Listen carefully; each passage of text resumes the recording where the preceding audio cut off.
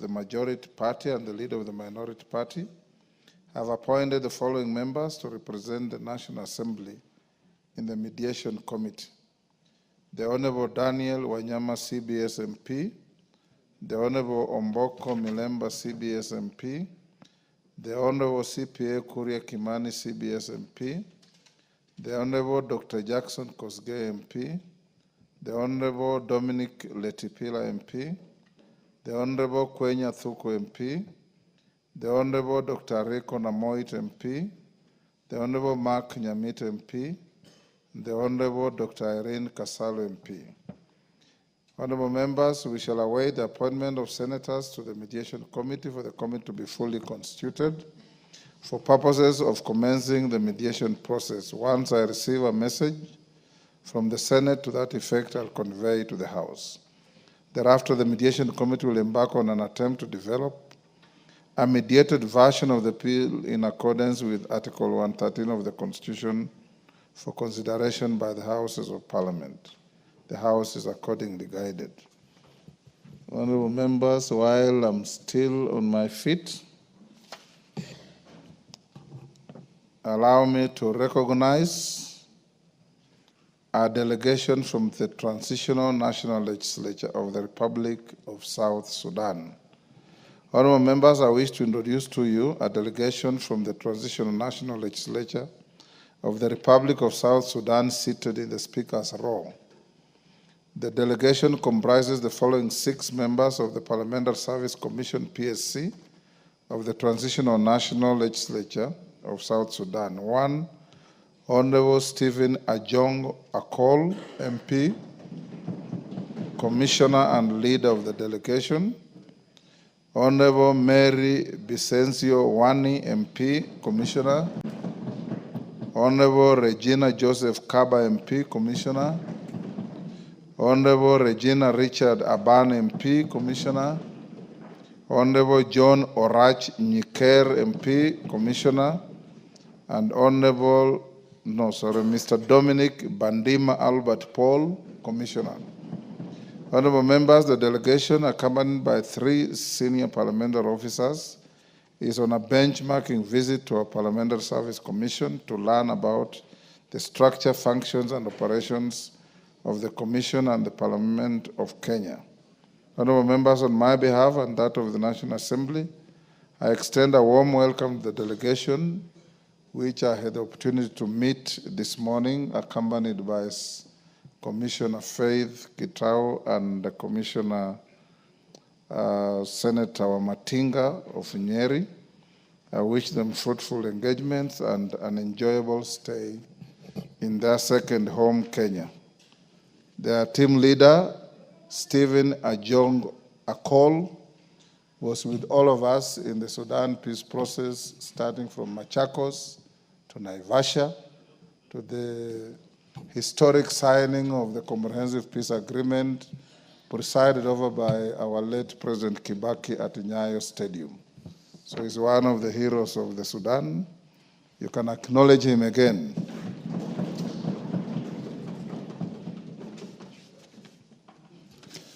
While still on my feet, honorable members, allow me also to recognize a team of Diaspora Technical Working Group. I wish to acknowledge the presence of a delegation of 25 Kenyans from the Diaspora Technical Working Group who are seated in the Speaker's gallery. You may stand to be acknowledged. Thank you. The Diaspora Technical Working Group, led by Mr. Danson Mukule of the United States of America, is a voluntary patriotic coalition of 100 Kenyan citizens. You may sit. Citizens residing across the Africa, Asia, Oceania. Oceania is Australia, New Zealand, and all those Polynesian islands. Europe, North America, the South America, and the Middle East regions. The delegation is on a visit to the country to engage Parliament, civil society groups, and the executive on critical diaspora electoral reforms. Honorable members, on my own behalf and that of the House, I welcome the delegation to the National Assembly and wish them fruitful engagements. Honorable members, the delegation has met with the committee on JLAC, that is Murugara's committee, and the Committee on Defense and Foreign Relations. And this morning, they also had an engagement with yours truly, accompanied by Honorable Murugara and Honorable Retired Major Bashir. You are welcome to the House of Parliament. Next. Order number 3, messages. Order number 4, petitions. Order number 5, papers. Majority Leader. Thank you very much, Honorable Speaker. Honorable Speaker, I beg to lay the following papers on the table of the House today, Wednesday, March 12th, 2025, afternoon sitting. Honorable Speaker, A, reports of the Auditor General and financial statements of the National Government Constituencies Development Fund for the year ended 30th June 2024, and the certificates therein in respect of the following constituencies. Honorable Speaker, I start with Aina Bokoi, Baringo South, Bomet East, Borabu, Bumula, Bura, Butula, Chepalungu, Garsen, and at number 10, Gilgil, Ikolomani, Kabuchai, Kajiado South, Kandui, Huisero, Kibwezi West, Kilifi North, Kinango, Kisauni, and at number 20, Kitui Central, Kitui South, Konoin, Kuresoi South, Kuria West, Lurambi, Magarini, Matayos, Mosop, Mwingi West, Nandi Hills, North Mugirango, Rabai, Sabatia, Sogowait, Soin, Sotik, Suba South, Subukia, Turkana East, Ugenya, Uguja, Vihiga, and West Webuye West, Webuye East at number 42. B, reports of the Auditor General financial statements for the year ended 30th June 2021, 30th June 2022, 30th June 2023, and certificates therein in respect of the following, Honorable Speaker. At number 1, AIC Morop Girls Secondary School, Nakuru, AIC Chebisas Boys High School, Oasingishu, Baricho Boys High School, Kikima Secondary School, Koisamo Secondary School, Mamangina Kenyatta Secondary School, Michinda Secondary School, Milimani High School, Moi Girls Secondary School, Masabet, Moyale Boys High School, Ndura Secondary School, Ngoto Boys High School, Njoro Township Secondary School, St. Angela's Girls Secondary School, Kitui County, and lastly, St. Matthias Mulumba Matinyani Boys Secondary School. Honorable Speaker, I beg to lay.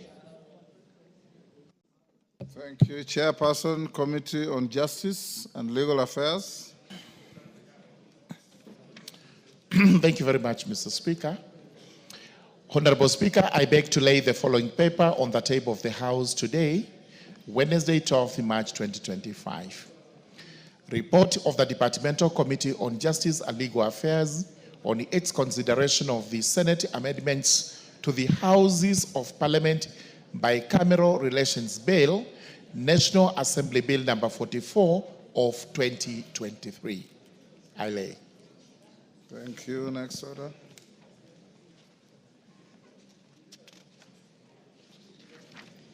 Order number 6, notices of motion. Order number 7, questions and statements.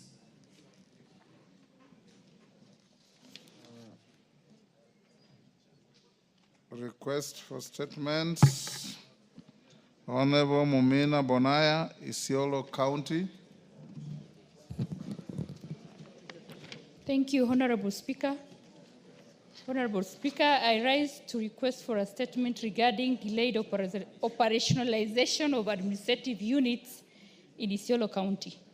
Honorable Speaker, pursuant to the provision of Standing Order 44-2C, I wish to request for a statement from the chairperson of the Committee on Administration and Internal Security regarding operationalization of administrative units in Isiolo County. Honorable Speaker, administrative units are critical in ensuring essential government services are accessible to the citizenry.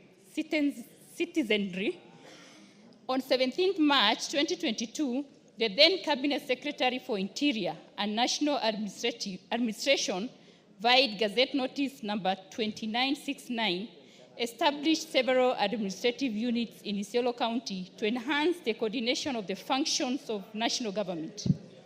The units include Oldonyiro and Sericho sub-counties, Moliti, Jaldesa, Chafes, Checheles, Lafe, Duse, and Kiwanjani locations, and Moliti, Karsa, Kone, and Chafes sub-locations.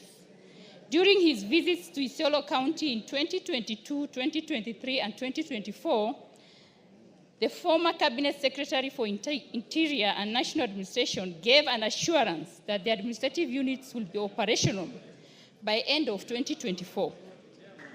However, this is yet to be done, and residents of Isiolo continue to travel long distances to access government services.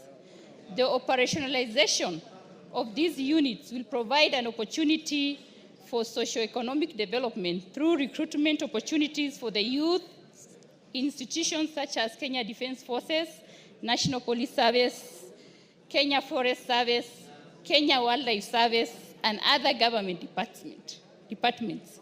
Honorable Speaker, it is against this backdrop that a request for a statement from the chairperson of the Departmental Committee on Administration and Internal Security on the following. 1. Status update on the operationalization of newly created administrative units in Isiolo County that were gazetted in March 2022.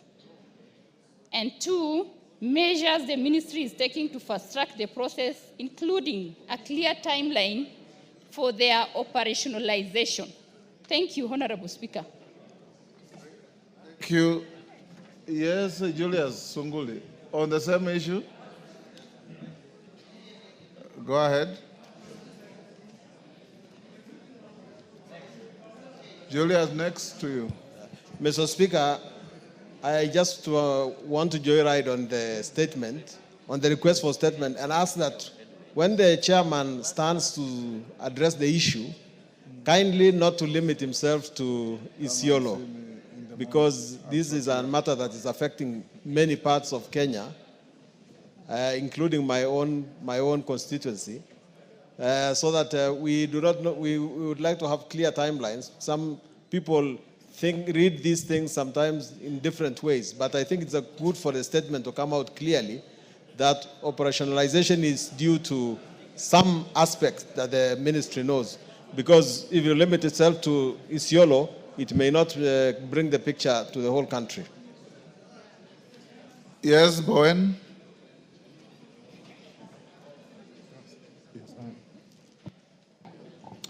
Thank you, Mr. Speaker. Mr. Speaker, allow me to say something about the statement by the Honorable Mumina.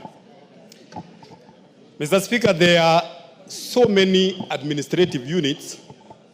Some dated back almost 3 years ago since they were gazetted, and they have never been operationalized. And Mr. Speaker, number 2, I think there is need to have a policy.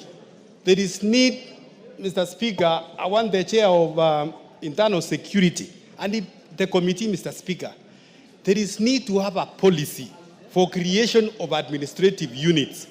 Because, Mr. Speaker, you will find that any cabinet secretary who gets into that office creates so many administrative units in their village and gazettes in their village. They gazette their villages into districts. They gazette their locations into divisions. And they are doing it without budget. There is nothing. We have so many across the country, Mr. Speaker. And it requires that even before now, the current cabinet secretary, maybe gazettes and others, there is need to operationalize, Mr. Speaker, those which are there now. Otherwise, you will find there is a precedent, Mr. Speaker, where every CS who comes in, they do their own things and they leave. So, Mr. Speaker, I want the committee, as even as they respond to this, there is need this House to come with a regulation, policy, on what guides or which guides the creation of administrative units in the country. I support the statement, Honorable Speaker. Thank you, Honorable Speaker. Honorable Speaker, I would like also to join right on the same statement. And I would like just to say one thing, Honorable Speaker, to request the committee in charge to ensure that there is sufficient budget. Because even when we speak and ask all these questions, I have been to the office several times, and they say, okay, we have gazetted, but we don't have budget for operationalization. So I would like to request the Tongoyo committee to ensure as we debate this financial year estimates and the budget, to ensure that they have consolidated all the units that have been gazetted and budget for their operationalization. Today, Honorable Speaker, I have like 5 chiefs and assistant chiefs who were actually installed, but they cannot get salary because there is no budget. And this is all over. You know, I received a call from the people of Magarini. They say they have 5 chiefs and 7 assistant chiefs where they have been appointed, chiefs have been installed, and they are not getting salaries. This is very dangerous for a country. My friend Leto is telling he has 26 chiefs and when that have been installed, and there's no budget, so they're not getting salaries. It will enable corruption, and it will make these guys not even work properly. So, the Tongoyo Committee, please, before you approve any budget for that department, ensure money has been set aside to pay the chiefs and also to operationalize the administrative units that have been gazetted and created. I thank you, Honorable Speaker. Those are enough joyriders. Yes, Nicholas, what is it? Nicholas Ngikor. Mr. Speaker, I just want also to echo my voice on the issue of administrative units. Mr. Speaker, in Turkana East, we are facing the same challenge of the administrative units, whereby the sub-county of Sukuta, which was created, and it is now operational. It is only the DDC who is there. There's no ACCs, no chiefs, and all these were gazetted together. I don't know how can they force only the DDC. How can this DDC work without the his assistant chiefs and assistant chiefs? Mr. Speaker, this is where we do the budget for all these ministries, including the Ministry of Interior. It is the time for this House, instead of us asking these questions every time, it is us now to have the budget in place so that these officers can be down there so that they can assist the public on the issue even of security. Like now, for example, in my constituency, people, they are facing a lot of security because we don't have also officers on the ground. But having them there, we can minimize even this issue of insecurity in those areas.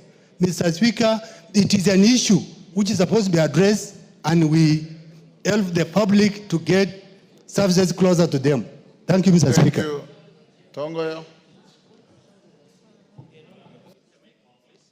Tongoyo, you can see the number of joyriders, and there are many more. Johanna, when he finishes, just whisper to him what you want. He's next to you. Honorable Speaker, as you actually rightly put it, the interest is so much. Yes. And I want to respond as follows, Honorable Speaker. I want to respond to give a comprehensive response first week when we come from recess. But at the same time, Honorable Speaker, I want just to confirm that we did actually discuss with the Honorable Member, Honorable Bonaya, and I did confirm that when we were having the BPS, we had the ministry, the CS, and we actually, the committee actually interrogated on the same. And I want actually for record to confirm, Honorable Speaker, as we wait for the comprehensive response from the ministry, Honorable Speaker, I want to confirm for the House, as it is, the ministry had since confirmed that we have got 24 sub-counties which are ready for operationalization. We have got about 88 divisions. We have got about 318 locations. We have got 674 sub-locations. And in this supplementary budget, we had availed about 284 million for the same. But Honorable Speaker, I'm sure if you will have given more time, you will have gotten a lot of riders on the same. And the issue has been always money, resources. This House appropriate resources, Honorable Speaker. Yesterday, when we were sitting in the liaison committee, I was really pleading to these members to give something like $500 million, then we can able to operationalize all the gazetted units. And at the same time, we had actually already put across a very strict recommendation so that the ministry should be able to have a very clear policy henceforth on creation of new, gazettement of new units. So, Honorable Speaker, I know we are still in the process of even approving the supplementary budget. If this House see it fit, give the ministry some money, have $1 billion shilling, plus the 284, we can operationalize majority of your units. And I submit, Honorable Speaker. And have a, but let's give me money. We can able to operationalize as many as possible. Yes. Well, you'll still have to bring a written response in 3 weeks. Before I call Joshua Kandie, allow me, members, to acknowledge in the Speaker's Gallery Oldakes Secondary School from Narok West, Narok, Kianyaga High School, Gishugu, Kirinyaga. Honorable members, in the tradition of the House, you welcome your visitors. Kibudha Girls High School from Kangema, Muranga.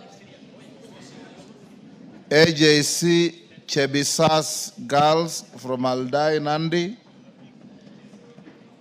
Iruma Girls High School from Mara, Tharaka Nithi.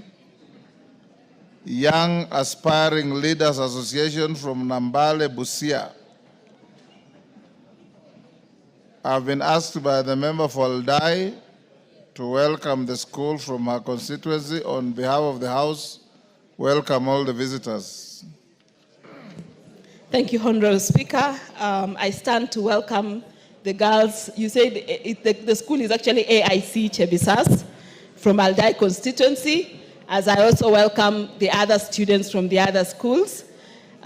Today we are down here with the red seats and they're up there watching us. We want to tell them that they work very hard, they work smart, because tomorrow either one of them could be seated where we are seated here today. So we want to encourage them and tell them that they need to work hard and work smart in school. Welcome to Nairobi. Welcome to the Parliament of Kenya. Member for Gishugu.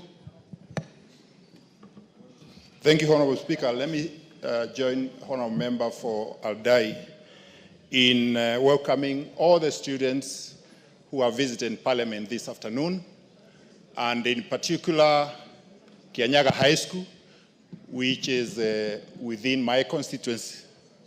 And Honorable Speaker, Kianyaga High School has been shining in many years and performing exemplary well at the national music festivals. And it's one of the schools that has also produced very eminent and prominent leaders in this country, including Honorable GK, who was a student at Kianyaga High School. So without belaboring the point, let me tell you, Kianyaga and all the other students, that education is key. Continue doing well, both academically and in extracurricular activities, and the future is bright for all of you. Thank you so much, Honorable Speaker. Tongoyo. Thank you, Honorable Speaker. I want also to join the rest of my colleagues and yourself to welcome all the students who have visited this house, August House, to see firsthand the proceedings in this house. And I know, Honorable Speaker, in particular, I want also to welcome the Olderkesi, which is from my constituency. For record, this is a school which comes from the remotest part of the county. And in the just ended year, they had a mini score of about 8.02, which was the best in the county. And it is really commendable. And I want to welcome all of them. This is their future leaders amongst them. And I want to wish them all the best. Thank you, Honorable Speaker. Joshua Kandie, Baringo Central. Thank you, Honorable Speaker. Pursuant to provisions of Standing Order 44-2C, I wish to request for a statement from the chairperson of the Committee on education regarding shortage of teachers in Baringo Central constituency. Honorable Speaker, a teacher shortfall in a school presents several challenges, including increased workload for existing teachers, inconsistent student learning experiences, difficult meeting diverse student needs, large class sizes, potential for curriculum gaps, reduced quality of instruction, and difficulties in maintaining a positive learning environment, all of which can significantly impact student performance and overall school operations. Recent reports indicate a shortfall of teachers across all educational levels in Baringo Central constituency. Many schools in the constituency remain severely understaffed, affecting the delivery of quality education. Honorable Speaker, it is against this background that I request for a statement from the chairperson of Departmental Committee on Education on the measures that the Ministry of Education has put in place to ensure schools have adequate teachers to meet the shortfall, especially in Baringo Central constituency. Thank you, Honorable Speaker. Thank you, Honorable Kandia. Meli, 3 weeks.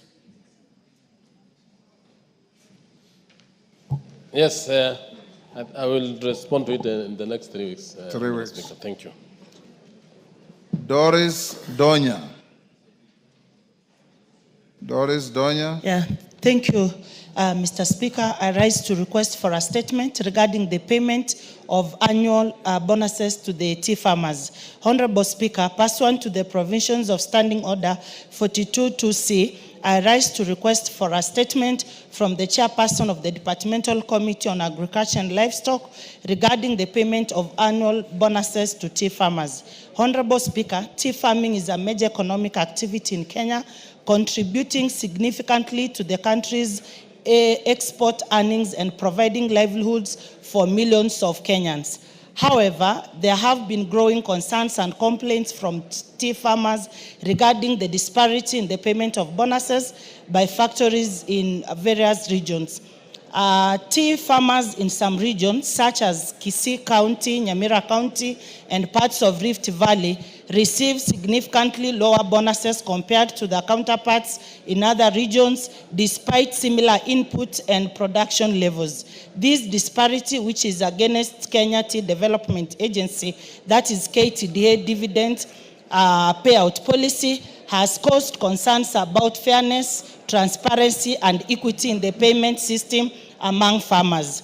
Honorable Speaker, it is against this background that I request the chairperson of the Departmental Committee on Agriculture and Livestock to appraise the House on the following: the criteria used to determine the rates of annual bonuses paid to tea farmers across the different regions and factories in Kenya, the reasons behind the significant variations in bonus payment to tea farmers in the country, the measures the Ministry of Agriculture and Livestock Development through the relevant agencies such as Tea Board of Kenya and the Kenya Tea Development Agency is taking to ensure that all farmers receive fair, uniform and transparent bonuses based on their production levels. And lastly, the timeline within which the ministry will address the disparity to ensure that tea farmers across the country are treated fairly. Thank you, Mr. Speaker.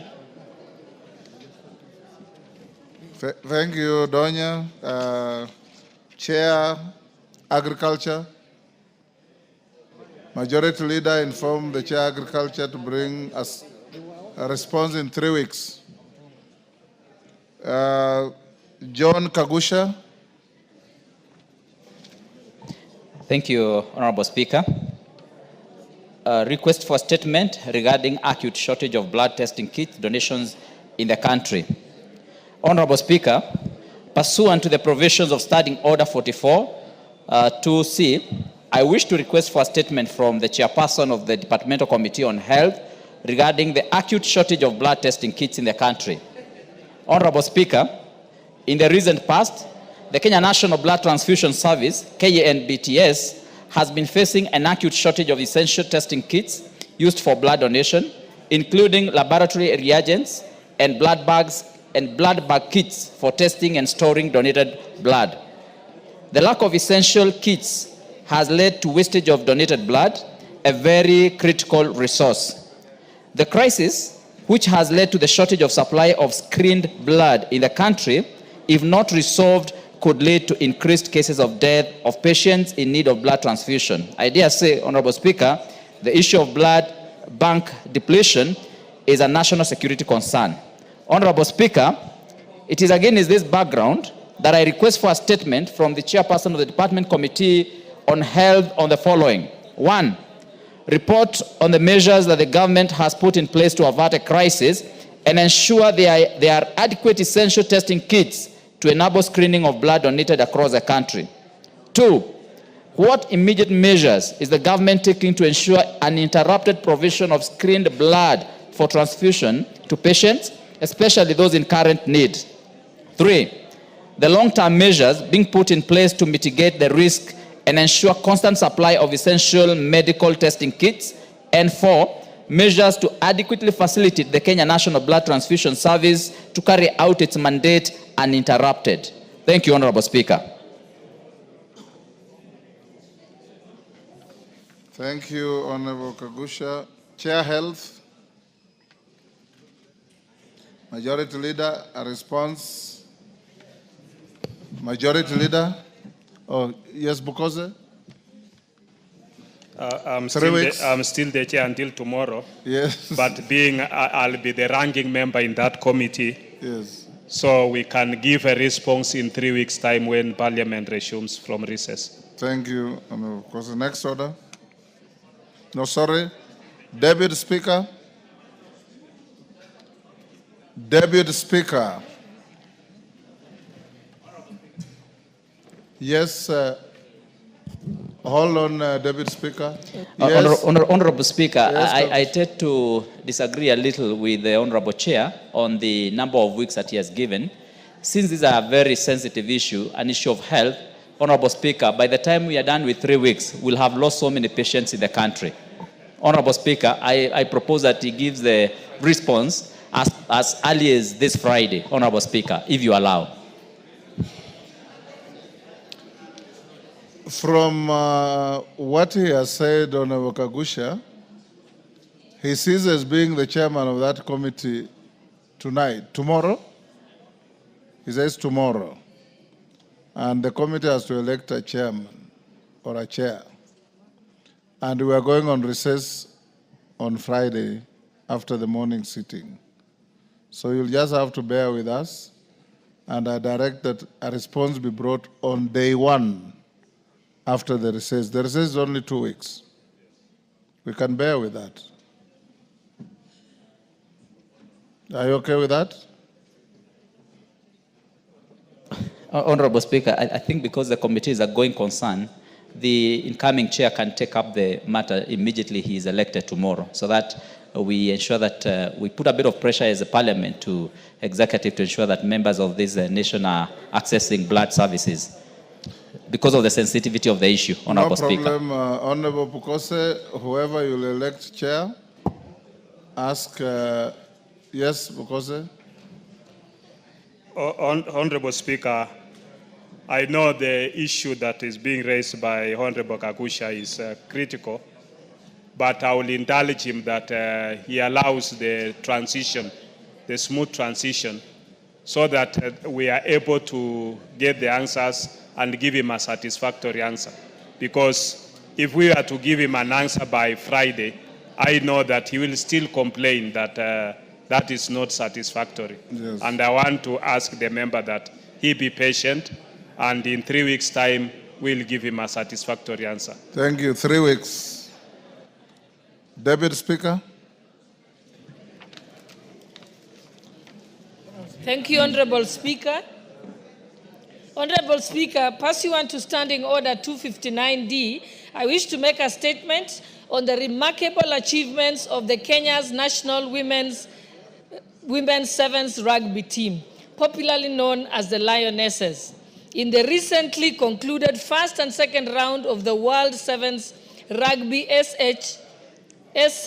HSBC Challenger Series, which were held in Cape Town in the Republic of South Africa on the 1st and 2nd of March 2025. Honorable Speaker, for many years, lovers of rugby have known the men's rugby team as one that has brought honor and glory to the country in rugby.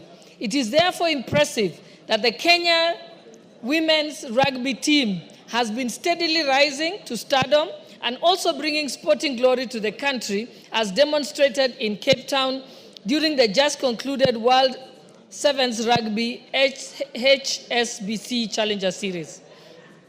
In the first round final, Kenya triumphed over Argentina with a hard-fought 17-12 victory.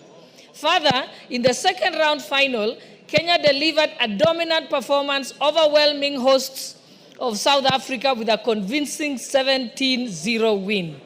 Notably, this heroic performance marks the first time ever in history that our Lionesses have claimed victory in a Rugby Challenger Series and won 2 consecutive tournaments. Honorable Speaker, this is truly an exceptional performance by our women's rugby team. It's a result of hard work, incredible resilience, determination, and skill.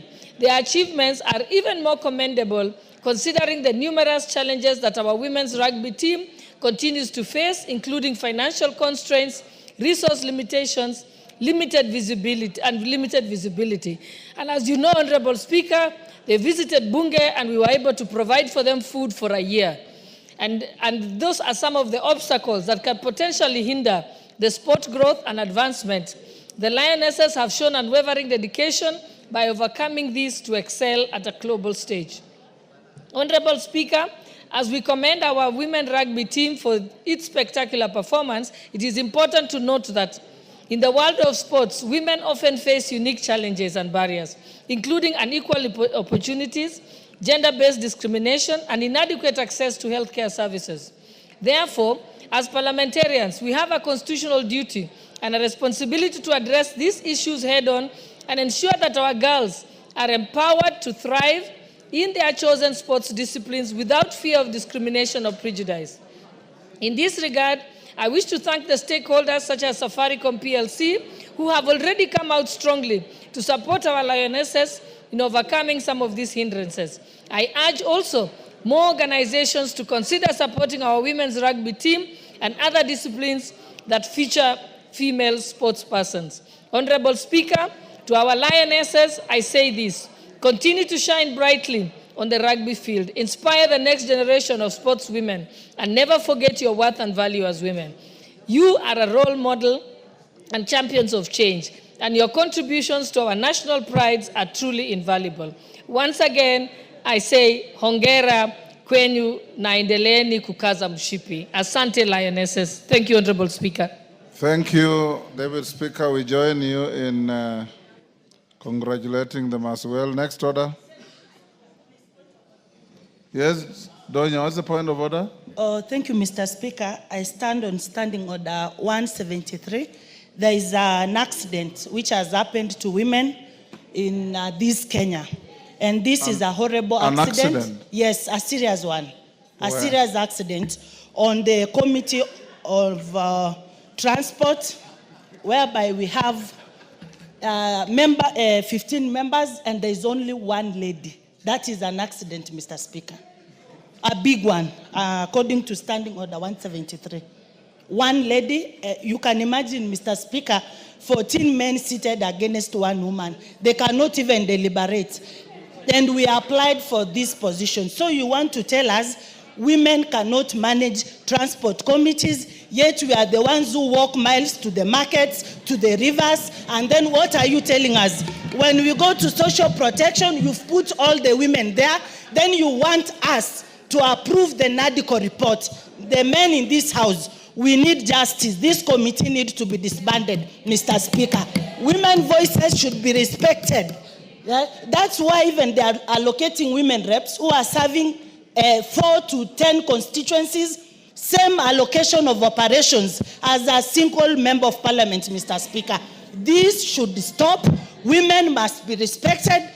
We are the ones who breastfeed. We bring life to this world. Mr. Speaker, it is very wrong. We protest. We don't like it.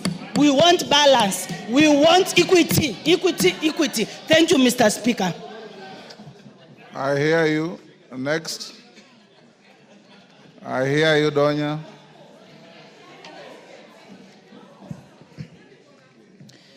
Order number 8, the Constitution of Kenya Amendment Bill, National Assembly Bill number 4 of 2025, first reading. Yeah, hold on, clerk. Yes, Minority Leader. Mr. Speaker, with your indulgence, Mr. Speaker, we need to take note of the issue that has been raised by Honorable Doris. And in the reorganization of the committees with the Majority Leader, we have to take note of that, Mr. Speaker, so that more women serve in the Transport Committee. But having said that, Mr. Speaker, there's an international event, Mr. Speaker, that's happening in New York in this week, Mr. Speaker, of women. Mr. Speaker, when men issues are being discussed, women are also present. I don't know why the delegation that was sent by Parliament to New York, Mr. Speaker, only consists of female gender, Mr. Speaker. Why did we not have MPs also of male to go and discuss women issues, Mr. Speaker? There is also an anomaly, Mr. Speaker, of that issue. There's a serious accident that's taking place also in New York, Mr. Speaker, where only women, our women colleagues are only meeting, Mr. Speaker, without any single member of male gender, Mr. Speaker. That's also a very serious accident in New York, Mr. Speaker, that needs to be addressed. Thank you, Mr. Speaker. What is good for the goose is good for the gander. Clerk, before you call the next order, allow me. And Donya, the constitution of committees is done by your leaders. One is sitting in front of you, to whom you are preaching the accident. The other is sitting across the floor. Take their complaints to them so that you can be able to address them. Yes, Deputy Speaker. Honorable Speaker, I'm just giving a point of information to Honorable Junet to let him know that what's happening in New York is called positive discrimination. Yes. Yes, Jematia. Thank you, Mr. Speaker. On the same note, on an order paper, okay, standing order 173, on what Donya said, it is also a replica in Committee of Finance, Mr. Speaker. The same thing, and when you talk about CSW is a meeting that is done for women agendas and women affairs, but this is a committee that deals with resources, deals with issues, policies of government, and it does not mean that women can be isolated because it is a gender, and I mean men cannot. Yes, Janet. No, but you know, Mr. Speaker. Mr. Speaker. Order, Jematia. Address the Speaker. Mr. Speaker. Yes. Majority Leader, we have acknowledged the anomalies in the committees, and we have to address them, Mr. Speaker. The committees must have gender parity. But, Mr. Speaker, also what's happening in New York, men are stakeholders. What women are discussing there affects us, Mr. Speaker. We must be present in the New York, Mr. Speaker, because we are stakeholders also on issues of women. They affect us, Mr. Speaker. What you are going there and discussing, you are going to implement it when we are present where we are, Mr. Speaker. So we are stakeholders. You must engage us. Especially fathers to girls like me, Mr. Speaker. I must know the agenda of women in New York, Mr. Speaker. I must know. Order, no more agenda passions on the floor.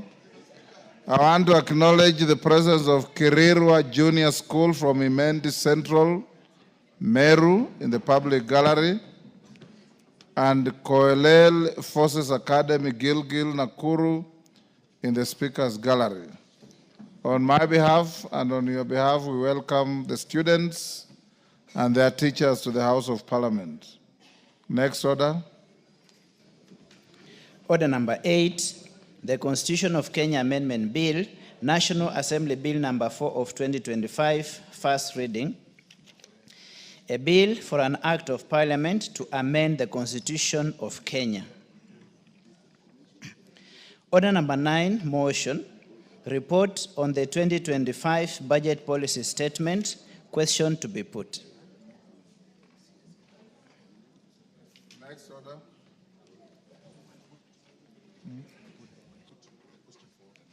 Order number 9. Sorry, I was...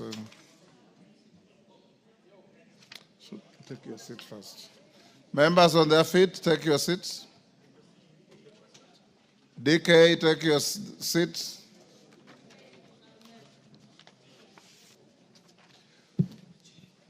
Order, Leader and Canaan, take your seats.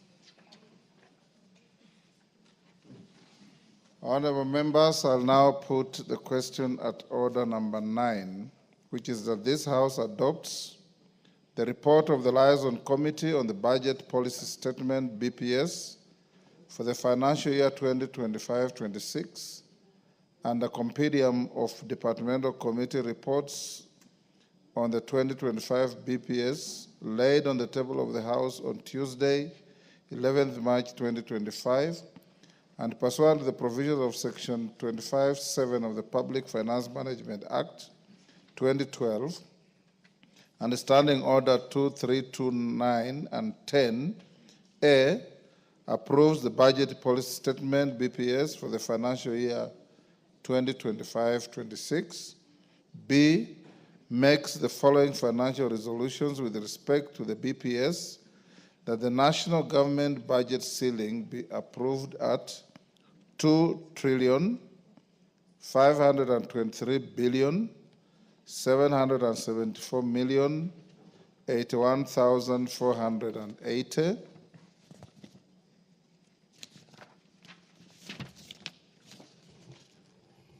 of which the executive 2,447,536,081,480, of which Office of the Attorney General 8,652,200,000, Parliament 49,488,200,000, Judiciary 26,749,800,000.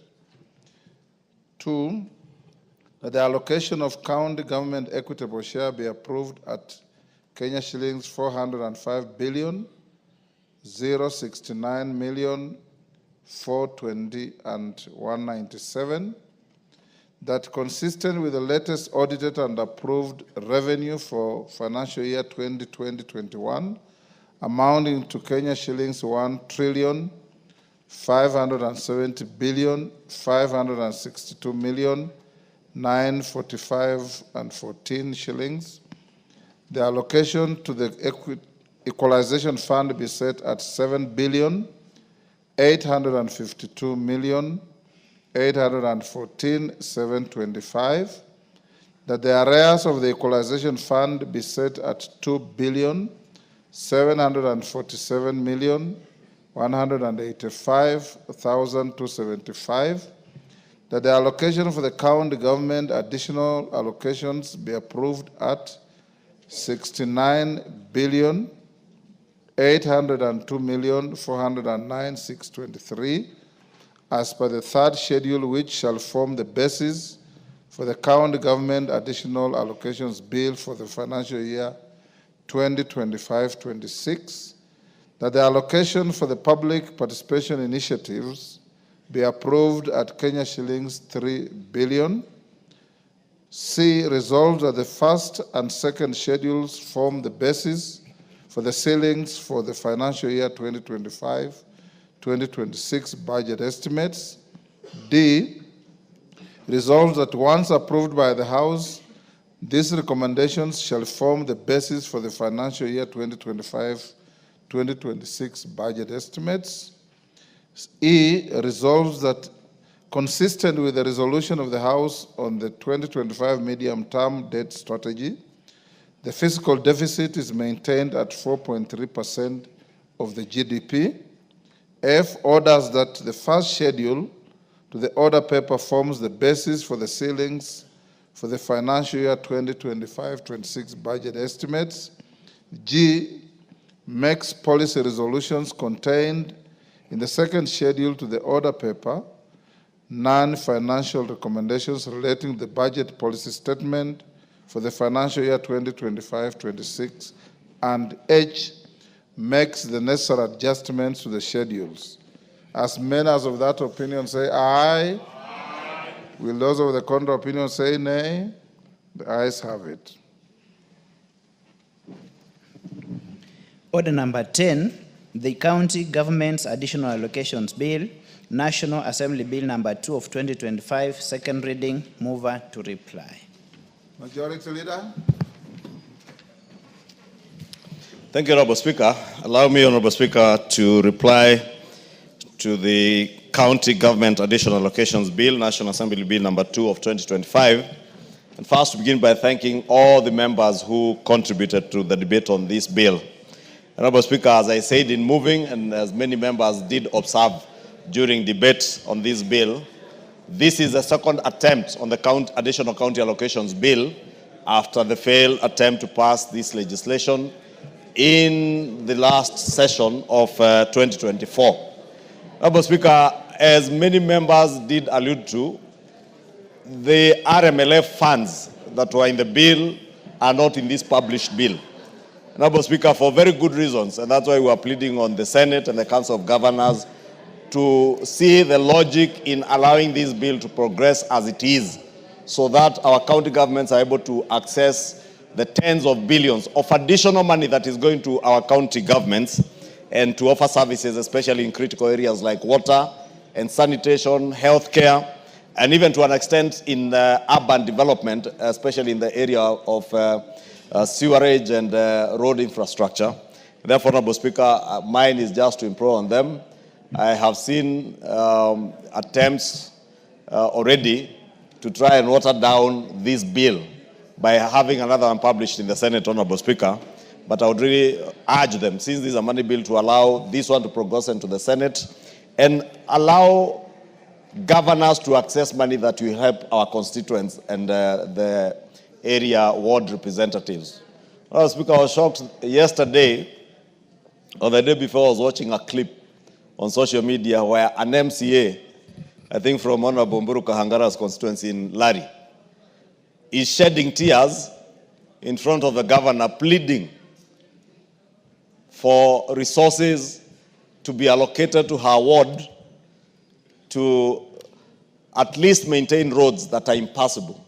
And she was shedding tears, pleading with the governor that they cannot even transport bodies when there's a funeral in the ward because of the state of roads.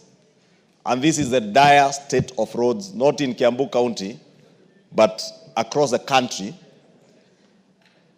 And I know a few governors may want the world to believe. And in fact, I was told the governor of Kiambu was alleging that it's the National Assembly that is holding 10 billion shillings for roads maintenance, which is very far from the truth. It is the Council of Governors, through the case that is bound to be determined tomorrow on the 12th of March, that has held to 10 billion shillings that should be helping the Kenya Rural Roads Authority to rehabilitate roads. And KERA does also assist governors when they maintain some of the roads in the rural areas, some of which may definitely be the burden of those governors to maintain them. But because KERA is there, it helps. And I know the other notion, Honorable Speaker, that they have attempted to drive is that these funds are going to members of parliament. Again, far from the truth. Members of parliament do not manage any of these funds. They go to the regional offices of KERA and KURA, and that is where they manage the resources. That is where they do the procurement from. And it is KERA and KURA engineers who superintend over the construction and maintenance of those roads in our constituencies, in wards, and of course in counties, Honorable Speaker. Therefore, even as we sympathize with these MCAs who have had to shed tears on behalf of the people they represent, we must plead with the Council of Governors to allow the nation to move forward on this matter of additional county allocations. Honorable Speaker, many urban areas, and I have seen a number of adverts done by Kura in maintenance of roads in Nairobi, but in many urban areas, they were benefiting immensely from KUSIP and KISIP funds. All these funds are in this bill. Many counties are benefiting from healthcare funds, even with the loss of the global funds from USAID and other donors. There is additional money from other donors in grants. Some not even loans, some are grants, but which counties cannot access because this bill has not become an act of parliament. Therefore, Honorable Speaker, I really want to plead with our colleagues in the Senate, when this bill is transmitted to them, to hasten its processing and allow governors to access this money so that they may help our constituents. And with that, I beg to reply.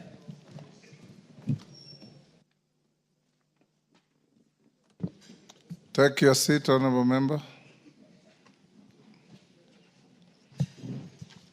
Honorable members, I now put the question at order number 10, which is that County Government's Additional Allocations Bill, National Assembly Bill number 2 of 2025, be now read a second time. As members of that opinion say aye. Aye. Will those of the contrary opinion say nay? The ayes have it. A bill for an act of parliament to provide for the additional allocations to county governments for the financial year 2024-2025, the responsibilities of national government and county governments pursuant to such allocation and for connected purposes. Thank you. Take your seat for a minute. Honorable members, have been requested by the member for Nambale that I acknowledge the group from his constituency before they came to the public gallery. And this is Young Aspiring Leaders Association from Nambale, Busia. I give you 1 minute to acknowledge their presence. Thank you, Mr. Speaker, for giving me the opportunity to welcome the young aspiring leaders from Nambale constituency in this August House. Mr. Speaker, this is a group of young people who have decided to come together with a common goal of aspiring on how to offer leadership in future. As they say, Mr. Speaker, youth are the future leaders and drivers of innovation expected to drive economic growth of a nation. And if they don't move closer to other leaders so that they can learn how leadership is carried out, they may not understand the difficulties and duty that are expected to be performed as a leader. And Mr. Speaker, I wish to commend this particular group of young aspiring leaders because last year in December, they participated in organizing sports activities within Nambale constituency and also encouraged the other youths by advocating against drug use and also did community work. So Mr. Speaker, and the fellow members, allow me to welcome them in this particular parliament and encourage them to ensure that they always think creatively and develop solutions that can drive progress in various fields. Thank you, Mr. Speaker. Honorable members, at order number 11, Majority Leader, I'm advised that the schedule to order number 11 is very long and is still being prepared. And on that score, if it is agreeable with you, we go to order number 12. And when we are ready with the schedules, then we go back to order number 11. Is that okay? Does that sit well with you, Majority Leader? Yes, Mr. Speaker, so long as soon as the clerk's table is able to share the schedules, but I was thinking probably they should have just published them on the gadgets and we access them from there. Can you post them on the... You just post them on the gadget. These are time-bound legislations. Yes. So call out order number 11.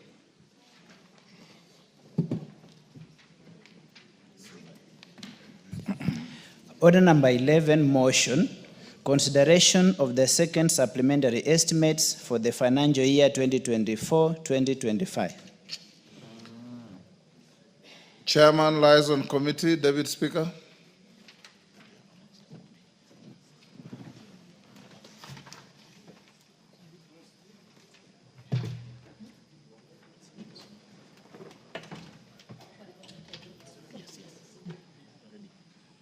We're at order number 11.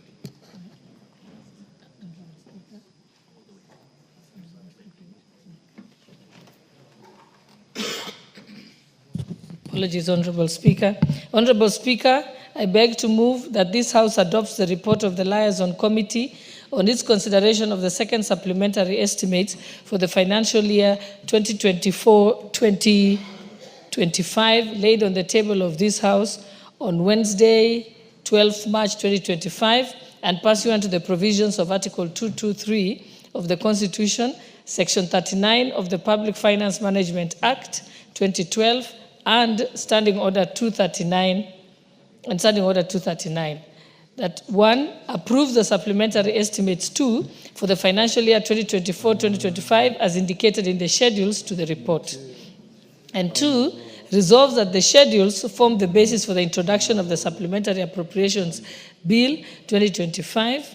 And 3, orders that the Speaker do now leave the chair to facilitate the consideration of the said budget estimates with respect to each vote and program in the Committee of Supply as contemplated under Standing Order 240, which is consideration of supplementary estimates in the Committee of Supply. Thank you, Honorable Speaker. Who is seconding?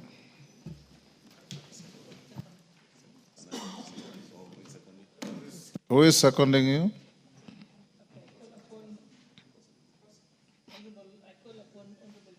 Go on record. Give her the mic. Hold on, because... And Honorable Speaker, I call upon Honorable Pukose, who's a member of the committee, to second. Honorable Speaker, I second.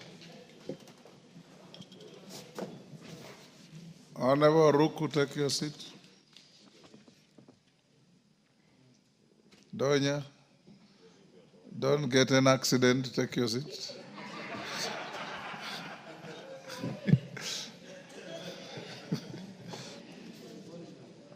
Honorable members, I now propose the question at order number 11, which is that this House adopts the report of the Liaison Committee on its consideration of the second supplementary estimates for the financial year 2024-25, laid on the table of the House on Wednesday, 12th March 2025, and pursuant to the provisions of Article 223 of the Constitution, Section 39 of the Public Finance Management Act 2012 and Standing Order 239, 1, approves the supplementary estimates 2 for financial year 2024-25 as indicated in the schedules to the order paper. 2, resolves that the schedules form the basis for the introduction of the Supplementary Appropriation Bill 2025. And 3, orders that the Speaker do now leave the chair to facilitate the consideration of the said budget estimates with respect to each vote and program in the Committee of Supply as contemplated under Standing Order 240, consideration of supplementary estimates in the Committee of Supply. As members of that opinion say aye. Aye. Will those of the contrary opinion say nay? The ayes have it.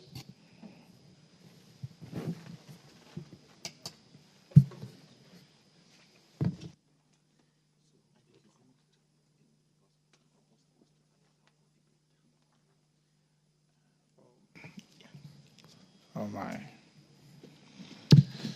I jumped the gun. The clerk tells me I should have allowed the debate. Yes, but why were you saying aye without... I'm sorry, I was proposing the question. Let me rewind. Sorry. No, you cannot raise that. I now propose the question and retract and remove from the Hansard the transaction immediately preceding this. that this House adopts the report of the Liaison Committee on its consideration of the second supplementary estimates for the financial year 2024-25 laid on the table of the House on Wednesday, 12th March 2025, and pursuant to the provisions of Article 223 of the Constitution, Section 39 of the Public Finance Management Act 2012 and Standing Order 239, 1. Approves the supplementary estimates 2 of financial year 2024-25 as indicated in the schedules to the report. 2. Resolves that the schedules form the basis for the introduction of the Supplementary Appropriation Bill 2025.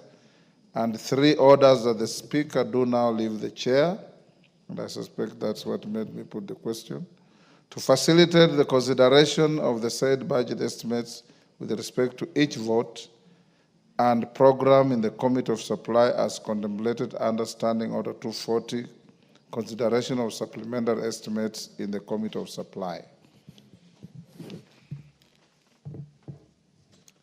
Yes, Majority Leader. Thank you, Honorable Speaker. Honorable Speaker, I rise to support this motion on the second. As Majority Leader speaks, I want to believe that those on the screen are queuing for this debate. If you are not,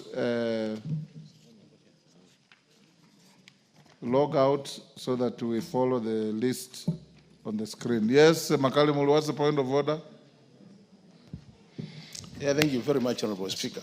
Honorable Speaker, I don't know whether I'm right, but has even this report been moved and seconded before we debate it? Because I thought the committee should have moved the report. It was moved by the Deputy Speaker, who is the chair of the Liaison Committee, and seconded by the Honorable Distinguished Member for Endebess. This afternoon? A few minutes ago. Okay. Honorable Speaker. I noticed you are busy reading something. No. You know, the thing is, anyway, let me not question the moving and the seconding, but let it just continue. What is the problem? You know, Honorable Speaker, what I thought was such an important report, earlier you did indicate to us that even the schedule is not here. I thought the mover should have taken a bit of time to educate the House in terms of what are the highlights of this supplementary budget, what are the recommendations of the Liaison Committee, just as read the budget policy statement. Honorable Speaker, in the morning, we were debating the budget policy statement with very good moving and seconding, where the issues were highlighted and seconded. Now this one, that's what I'm saying, I don't want to question the moving. But I thought for such an important report, it would have been important that we get the highlights in terms of what is changing, Honorable Speaker, in terms of total figures, and then we'll be able to Honorable Makalimul, as far as the Speaker is concerned, motion has been moved and seconded. Okay. Get ready to debate it. Yes. Majority Leader, go ahead. Thank you, Honorable Speaker. I was saying, Honorable Speaker, I rise to support this motion for consideration of the second supplementary estimates for this financial year as ably moved by the Deputy Speaker and seconded by the Honorable Pokose. I know the Honorable Makalimulu, being an economist, would have wanted more details, but I believe he was also very busy reading the same report. That's why he did not hear the Deputy Speaker and the Honorable Pokose move and second. But Honorable Speaker, this second supplementary comes in the backdrop of a period where the nation, as I said earlier when we were discussing the budget policy statement, our economy is stabilizing and increasingly becoming better than the position that we were in. True, Honorable Speaker, it comes in the backdrop of a situation where we found ourselves in with a loss of almost 6 months without a finance bill following the events of June last year and the eventual rejection of the finance bill. Honorable Speaker, many people may take it for granted that there was no impact on our budget process by the events of June 2024. But Kenyans across the country can bear witness that there was a real impact of the disruptions that came with the rejection of the finance bill in 2024. Many Kenyans around the country have been agitating for rehabilitation of roads that have had no money to rehabilitate. You have seen many actors in the labor movement, right from doctors, teachers, professionals in the teaching fraternity, those in our universities, agitating for implementation of collective bargaining agreements, which were supposed to be funded out of the monies or revenues that were to be raised by the Finance Bill of 2024. But, Honourable Speaker, allow me to take this opportunity to thank the House and thank the many Kenyans who in October last year joined the Finance and National Planning Committee during public participation to reconsider many of the proposals that were there in the Finance Bill.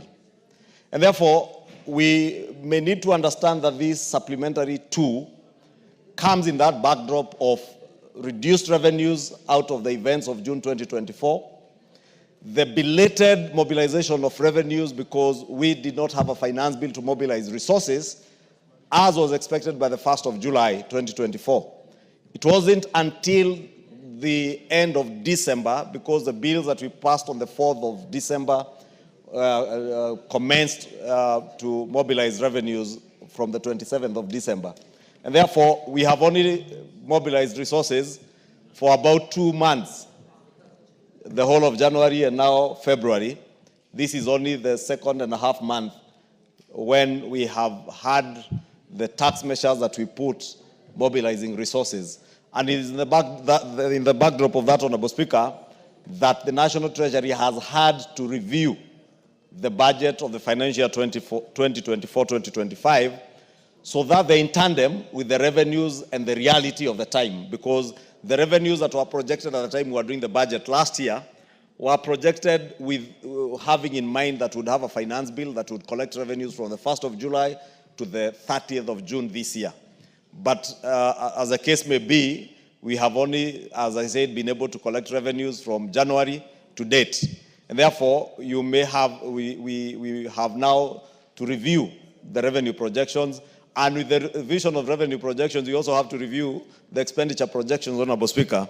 And I'm glad the National Treasury has factored in all this in the revision of the expenditure and in an effort to continue the fiscal consolidation that I was speaking about earlier in the morning, to ensure that we close this financial year with a supplementary budget that is as close to reality as possible, Honourable Speaker. Honourable Speaker, if you look at the proposed reallocations and additional allocations that are contained in this report and the schedules that are being printed and which members will be able to access from the tablets shortly, part of the gainers, Honourable Speaker, is the security sector. And again, Honourable Speaker, is also worth noting that the National Police Service has been allocated an additional 7.5 billion, 5 billion of which is shortfalls in insurance costs, and 2.5 billion to support the Haiti peacekeeping mission, Honourable Speaker, and in addition also other resources to ensure that we continue to secure our country. Honourable Speaker, you know, I heard many people recently fault the policy proposal to allow Kenyans from all corners of the country to be able to access ID cards fairly and in an equitable way without discrimination. And some of the resources you see here, Honourable Speaker, going to the National Intelligence Service is to ensure that security measures in the country are enhanced so that even as you issue out identity cards to Kenyans, we make sure that it is only Kenyans who are accessing our identity cards. Honourable Speaker, there has been also a problem of pending bills. And our economy has slowed down largely because many people, many business people across the country have bills that they delivered goods and services to the government, the national government and our county governments, and have not been paid. And part of the culprits has been the Ministry of Defense. And I can see, Honourable Speaker, in this supplementary budget, the Ministry of Defense has an additional 6 billion shillings, which is going towards settlement of pending bills. And I do hope that the Principal Secretary and the accounting officers in the Ministry of Defense will be able to settle, especially the small, micro and MSMEs who have delivered goods and services to the Ministry of Defense. many of who suffer and some are closing down their businesses because they are not being paid. And I want to plead with them to prioritize the small people before they go to the very big suppliers who may have a little bit more muscle with the banks. Honorable Speaker, as I said, we have had issues with collective bargaining agreements. With the Teacher Service Commission, you've had teachers complaining about the health services that they are getting through the scheme that they have. And we have an additional 18 billion shillings that are going to the Teacher Service Commission again to cater for insurance shortfalls, teacher promotion and personnel emoluments, shortfalls that were there at the TSC. And therefore, those teachers who are not able to be promoted because of budget shortfalls can now smile all the way to TSC as they seek their promotions. To Honorable Speaker, the State Department of University Education is a major beneficiary.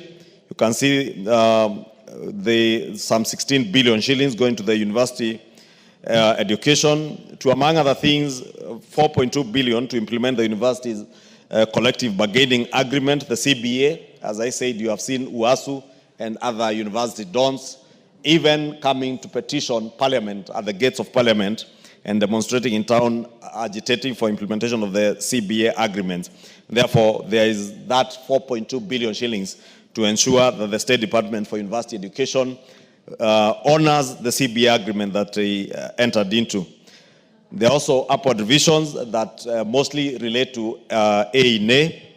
And Honorable Speaker, it's important to note because, again, many people have criticized the digitization of government services through e-citizen. If you skim through the schedules and the committee's report, you see a lot of revisions of A&A, appropriations in aid. And these to a total, my colleague is reminding me, almost 19 billion. These are resources that have not been factored in the budget, but are now realizable, and this has come out of the digitization of government services through e-citizen.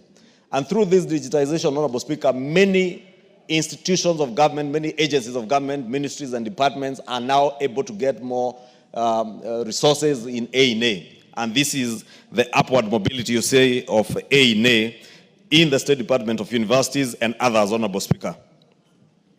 Honorable Speaker, again, in healthcare, Kenyatta National Hospital is getting additional resources. Kenyatta University Teaching and Referral Hospital, MTRH, and I don't want to get into the figures, and KEMSA, Honorable Speaker. And this again speaks to the need, Honorable Speaker, of ensuring that both our national referral hospitals are adequately resourced to be able to offer services to Kenyans when they need them, and especially under the Social Health Insurance Fund, or SHA. Honorable Speaker, there is an additional 3 billion shillings that is going for the Emergency, Chronic and Critical Illnesses Fund, 1.5 billion shillings, stipend for healthcare professional interns, and 600 million for operationalizing the primary healthcare networks. Honorable Speaker, this speaks to a great extent to the issues that you remember during the members' retreat in Naivasha, when the Social Health Insurance Authority appeared before us in Naivasha, and you did ask the Committee on Health to sit and look into the issues that are bedeviling the implementation of SHA. Honorable Speaker, part of the issues and the challenges that were identified is the low funding that went into the Primary Healthcare Fund and the Emergency, Chronic and Critical Illnesses Fund. Honorable Speaker, it's important for Kenyans to appreciate that the more members who enlist onto SHA and make contributions, the more efficient and effective SHA will become in terms of being able to cater for needs of their customers or needs of patients who walk into hospitals. For instance, Honorable Speaker, the Primary Healthcare Fund is meant to ensure that any Kenyan who is registered under SHA or Taifa Care, if they walk into a level 1, level 2, level 3 hospital, they see a doctor, they get a prescription, they get treated, and they go home without being asked for a coin, so long as that primary healthcare facility whether it is a private healthcare facility or a public health care facility, is enlisted under the Social Health Authority. Honorable Speaker, it's sad that in some counties, and I think it was Trans Nzoia County that I was able to learn, many hospitals are not enlisted in the Social Health Authority. And therefore, anyone who walks into a public health facility in Trans Nzoia County, for instance, if that hospital is not enlisted by the county government in SHA, they will not get services by SHA. And that is why you hear a lot of negativity, people saying, including some of those governors claiming, oh, SHA is not working. It cannot work if the hospital is not enlisted in SHA. It will not work for you if you are not registered as a member and a paid-up member. And therefore, Honorable Speaker, the first bit of the universal health coverage, or the first pillar that we deliberated on when we passed these bills 2 years ago, about a year and a half ago, when we passed the 4 health laws, was to make sure that primary health care in the country becomes free of charge in the level 1, level 2, level 3 hospitals, Honorable Speaker. But the resourcing of those healthcare facilities must come from exchequer money, which is what now we are doing, giving them an additional 3 billion shillings, plus more resources that will come from members' subscriptions or member premiums for those who enlist. And therefore, I want to use this opportunity, Honorable Speaker, to encourage Kenyans to continue enlisting. Yesterday, I had an occasion to meet a good friend of mine, a reverend, who has been very critical of this program. But he told me in my office he had come to tell me that indeed this SHA is working, because his mom has had her bill catered for to the tune of 800,000 shillings at Kenyatta University Teaching and Referral Hospital. And Honorable Speaker, this money that we are appropriating today, not just for the primary health care fund, but also for the chronic, critical, and emergencies fund. I had occasion of a border rider, Honorable Speaker, who registered for SHA, never paid up for his premiums, and got into an accident. And under the health laws that we passed for SHA, when you have a critical emergency, an accident, or chronic and critical illnesses, those should be catered for not by the primary health care fund, but the chronic, emergency, and critical illnesses fund. That is a fund that you see, again, we are giving another 3 billion shillings, Honorable Speaker, to ensure that if you are registered in SHA and you get into an accident, you get into a hospital, whether you be referred to Kenyatta National Hospital or to KU Teaching and Referral, MTRH, Kisii Referral Hospital, whichever hospital, whether it's level 4, level 5, level 6, you will get treated and your bills will be catered for by SHA. And Honorable Speaker, those are some of the things. Honorable Speaker, because I can see I'm running out of time, it's also important to mention the question of the use of Article 223 of the Constitution, Honorable Speaker. And we have deliberated on this matter at length. I am happy to note, Honorable Speaker, as much as we have requests of almost 86 billion for use under Article 223. This is not unlike what was happening before when the National Treasury was spending money and coming for post-facto approval. At least this time, Honorable Speaker, I note out of the 88 billion, only 44 billion is going to recurrent expenditure and 43 billion is going to development expenditure, and of which only 40 billion has already been disbursed, meaning another 48 billion shillings. Thank you, Honorable Speaker. I'm saying, meaning about 48 billion shillings are requests they have come to this House to ask the House to approve. And this is what the National Treasury should be doing. And as I congratulate Honorable Atandi for his election as the chairman of the Budget and Appropriations Committee, and Honorable Kose, and all the members who have joined this committee, is to ask you to make sure that you set this as a new trend, that the National Treasury must be coming to the National Assembly to seek approval for expenditure before they spend. Unlike what was happening before, and they were spending money in all manner of things, including paying for land compensation, which are not emergencies. At least this time we can see money that is being spent is going into security operations that are of emergency nature, drought mitigation, and many other things, Honorable Speaker, that are listed in the report and the schedules that I don't need to go through, which fall into the category of what we ought to be approving under Article 223. And on that, let me congratulate the new Cabinet Secretary for the National Treasury for endeavoring to do what he promised during his vetting, that he will adhere to the spirit and the letter of the Constitution and honor the work of the National Assembly. Thank you, Honorable Speaker. I beg to support. Tandi.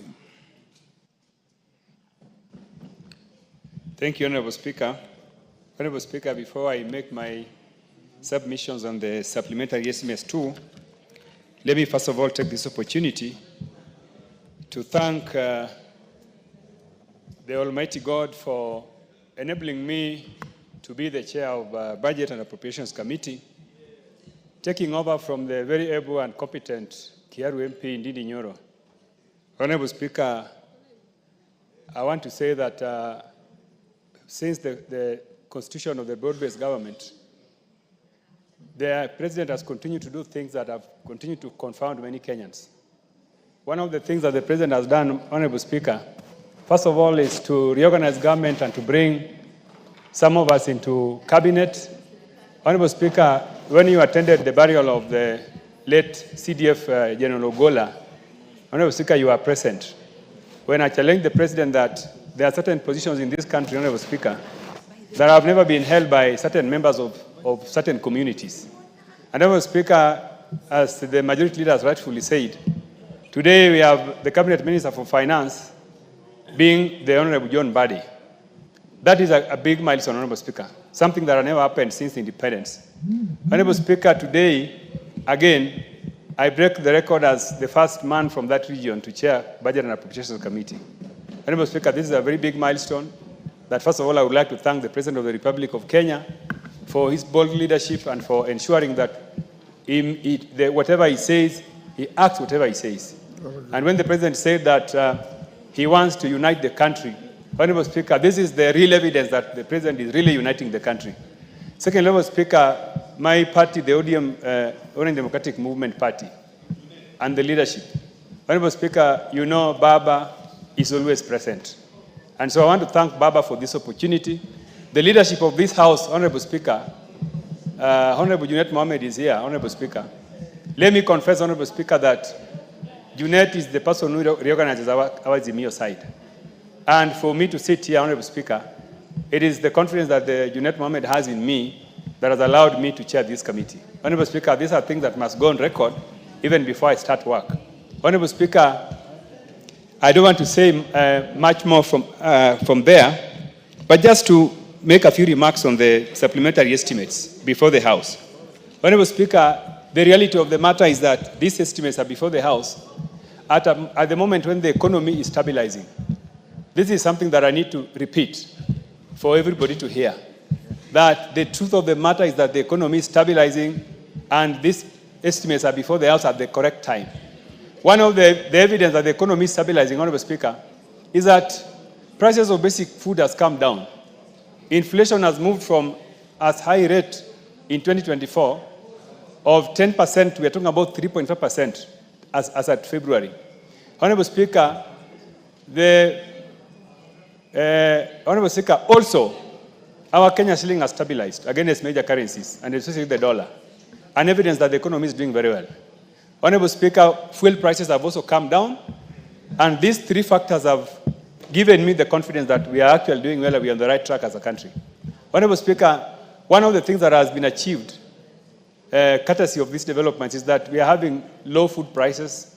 Honorable Speaker, today, basic commodities prices have also come down, and generally, Kenyans are happy.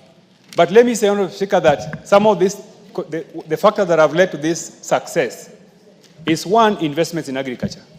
Honorable Speaker, you remember that the President decided to invest in production, subsidizing seeds, subsidizing fertilizers.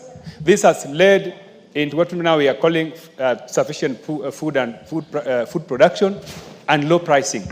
Honorable Speaker, you can also see that we have had very good weather. Over the years, we have had good weather that has helped us. But Honorable Speaker, having said all that, we also need to recognize the challenges that we face.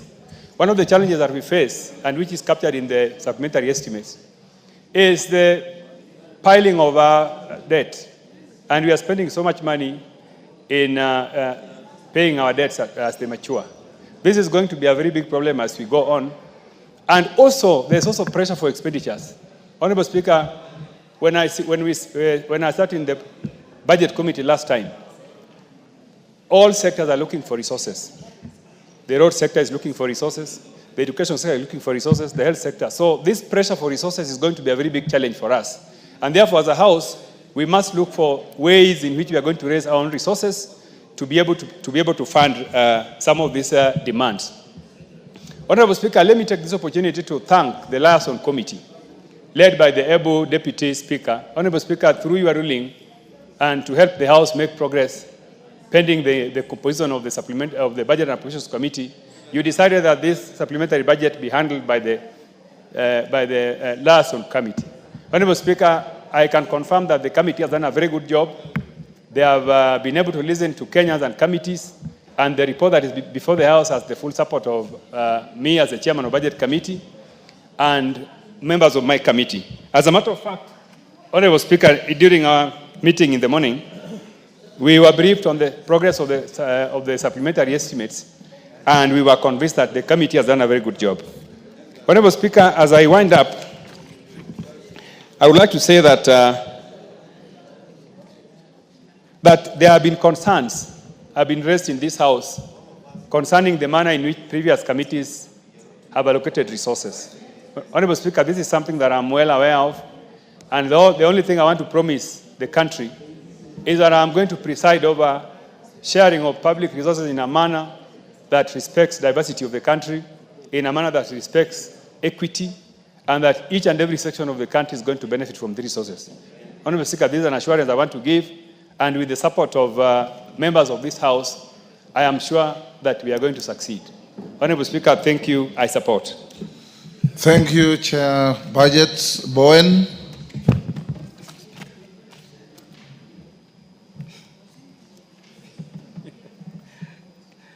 Give Honorable Bowen the mic.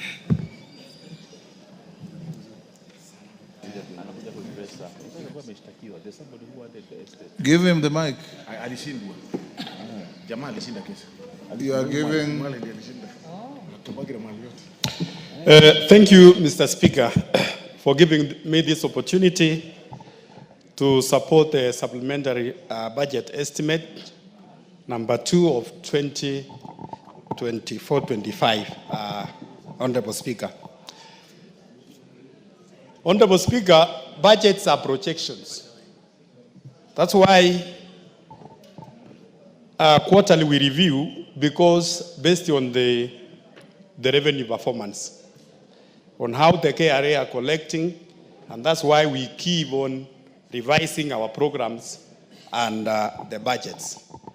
And this is where we are. That we are at this budget, supplementary budget, Honorable Speaker, to provide resources to run the government for the next 3 months. Mr. Speaker, I'm a member of the Liaison Committee, and we deliberated on this supplementary too. And Mr. Speaker,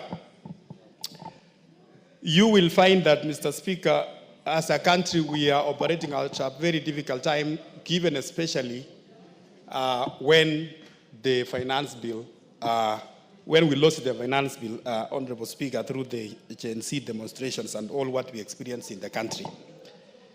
Having said that, Mr. Speaker, we prioritized our key areas in this supplementary.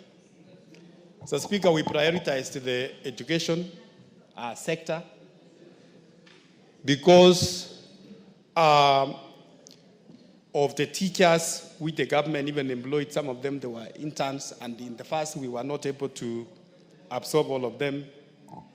Mr. Speaker, there were also some bargaining agreements between the government and the various actors in education. Like what we saw in the More University, there was the government had an agreement with those tutors, and so we had to allocate some resources. So another area, Mr. Speaker, is the security sector, which also we prioritized as a committee. So we have a mission in IT. There is also some quite a number of operations police operations going on across the country in the North Rift areas of Turkana, Elgeyo Marakwet. Because of the banditry there is some resources which were allocated, and also to our military, because those are the important sectors, Mr. Speaker, because if we don't have a peace in the country, so the economy we are talking about and all that comes with it, it is not possible.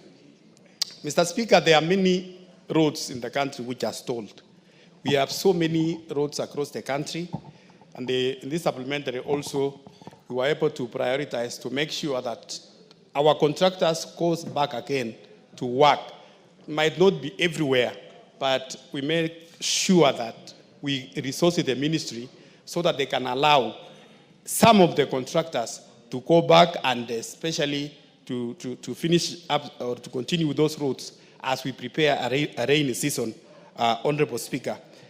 Mr. Speaker, also on the issue of health, we also consider the health sector, Mr. Speaker. You have had many cries from many Kenyans, especially from the new UHC system through the SHA. And Mr. Speaker, I want to say that the SHA system is working. There are only some small teething challenges. And many of those people, Mr. Speaker, who are saying the SHA is not working, it works with those who have registered and have followed out the laid down procedures. But some people who have not, sometimes people go to the hospital when and they want to be attended and they are not registered. We want to ask the Kenyans, if they want to get assistance from SHA, they must register. And Mr. Speaker, we have also allocated some money towards CDF, Mr. Speaker, so that to help many of our students who are still waiting for the bursaries. So, Mr. Speaker, I know we, even as a house, we have been asking many times, where is the money for CDF? The bursaries we have not disbursed. May I want to tell the honorable members, Mr. Speaker, that we have some allocation which will go towards the bursaries of our students. Mr. Speaker, on the water sector also, we considered there are so many stalled dams, water projects across the country, Mr. Speaker. And in this supplementary, we have provided some resources so that we can sort out pending bills and make sure that those stalled projects are again taken up and the contractors goes back to site. Mr. Speaker, on the issue of digitization, we want to really thank the government, Mr. Speaker, for moving many government services to e-citizen. Mr. Speaker, before, the government was collecting in terms of A in A. They were collecting almost close to 500 million a month from A in A. Lakini now, Mr. Speaker, the reports we got from... but now, Mr. Speaker, we are collecting close to 19 billion every month through the e-citizen, Mr. Speaker. So, you know, the honorable buyer is confusing me with Kiswahili here, Mr. Speaker. So, we are collecting close to 19 billion, Mr. Speaker. And it is, if we continue with the remaining services, Mr. Speaker, if we continue digitizing and put more services to e-government, I'm sure we are going to collect more in terms of A as a government. Mr. Speaker, Treasury, when they appeared before us, we told the CS Treasury, many government services have been digitized. But in Treasury itself, apart from the IFMIS, there is need for government to integrate IFMIS with the government payroll. There is need to integrate IFMIS with the government pension system. There is need to integrate IFMIS and have one single treasury account and create an accrual account so that we don't have every ministries, you know, having their own accounts. And by so doing, we will be streamlining the government finances. We also request the Treasury, Mr. Speaker, there is need to have a debt register As a country, we realize that our debt management system is still done manually. So, and there is need to digitize so that we have one debt management system for the government. And the last, Mr. Speaker, I can say is the Article 223, which, Mr. Speaker, from what we saw, to an extent, if this House is not careful, Mr. Speaker, the Article 223 can be misused. Many is just withdrawn, and then they say, okay, because it's an emergency, it is a serious for security reason in government, and by so doing, Mr. Speaker, if it is not checked, it can be misused. So we requested the CS Treasury to make sure that if he wants to use the Article 223, he must write to this House for approval, Mr. Speaker. So, Mr. Speaker, with those many remarks, I want to ask colleagues that we support this supplementary budget too, so that we can resource our ministries, we can resource our government in the next remaining months of the year. Asante. Thank you, Mr. Speaker. George Murugara. Thank you very much, Mr. Speaker. Mr. Speaker, allow me also to join members of the House in supporting the supplementary estimates too, which the liaison committee went through, burnt the midnight oil to ensure that we have this report ready, and we are able to approve the same for purposes of running the country for the next couple of months. Allow me to congratulate the Honorable Atandi, who is the new chairperson of the Budget and Appropriations Committee. I have worked with him in that committee severally in the past. I know he's very firm, meticulous, and that he's actually cut for the job. We'll only ask him to be a little bit slow to allow us to do committee works. And when we go there, let him not just tell us, you have to go by what we say. We will be there to plead for our agencies, and he has to listen to us and allocate to us the resources those agencies need badly so that they are also able to operate. Mr. Speaker, it goes without saying that, in fact, the country continues to make strides in the economic sector. And this is welcome. And especially after we lost the Finance Act of 2024-25. And as a result, the country has been operating on supplementary estimates. I've just seen a report that we have actually paid out the Eurobond through various economic transactions, some of which may not be known to me because I'm a layman in economic matters, and that we've been able to procure further funding for the country, and therefore our liquidity levels continue to improve.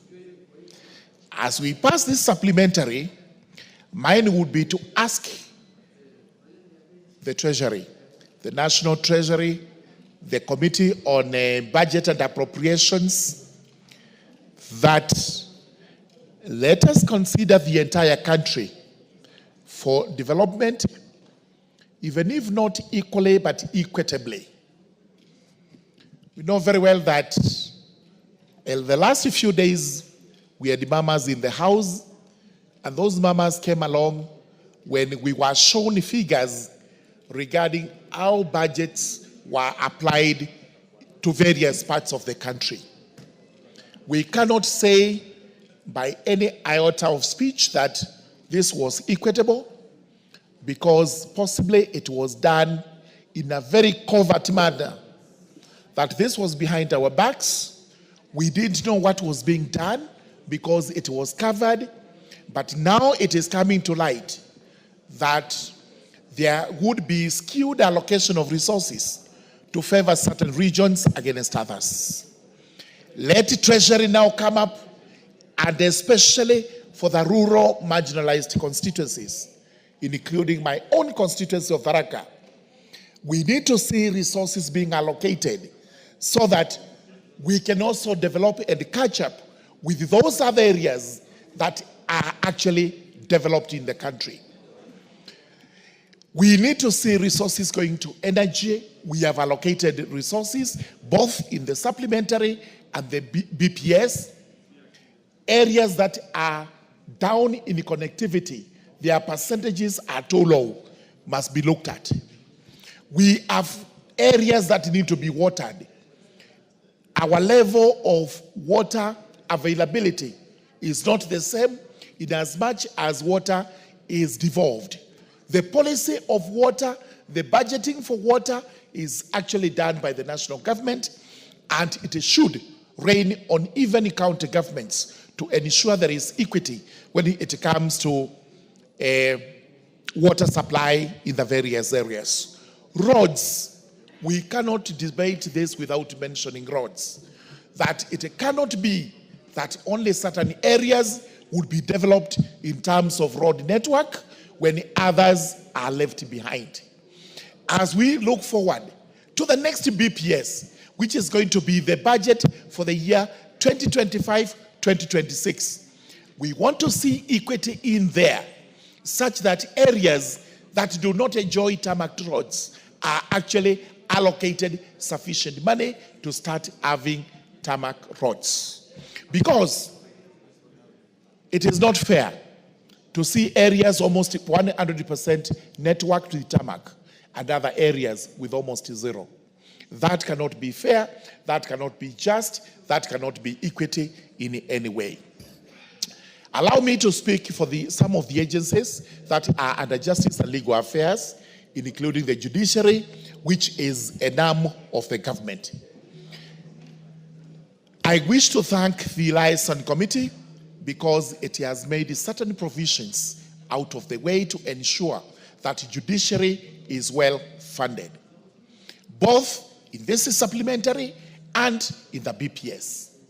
This is because judiciary has always been making complaints that as Parliament, we do not take care of them sufficiently.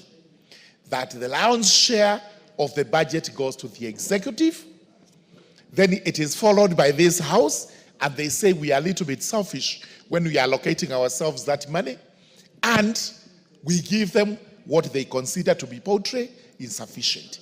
Thank you, Liaison, because of the provisions you have made in this supplementary for the judiciary. Thank you, Liaison, for the provisions you've made in the BPS, which we urge the Treasury to sustain, because there has been additional funding to ensure that the judiciary, which must succeed itself from time to time, we require new judges, we require new magistrates, we require new staff. This is why we have made those provisions. We also require courthouses in all constituencies in the country. It is the high time that people are served from where they are.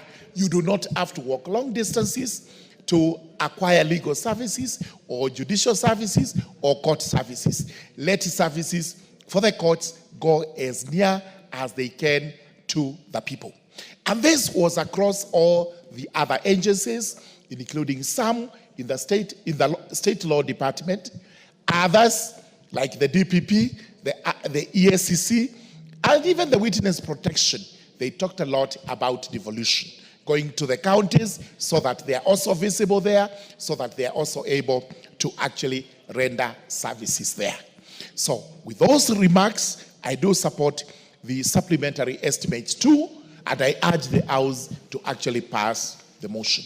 Thank you very much, Mr. Speaker. Makali Mulu.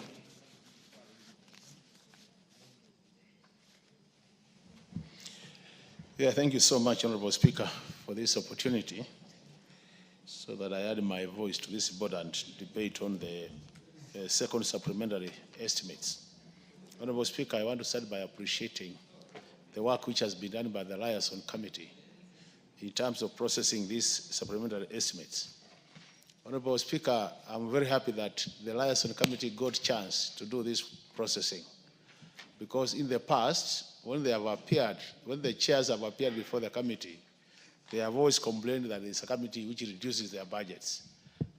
I'm sure now they will not be saying it's a committee which is reducing their budgets, because they have seen what it takes to process a budget.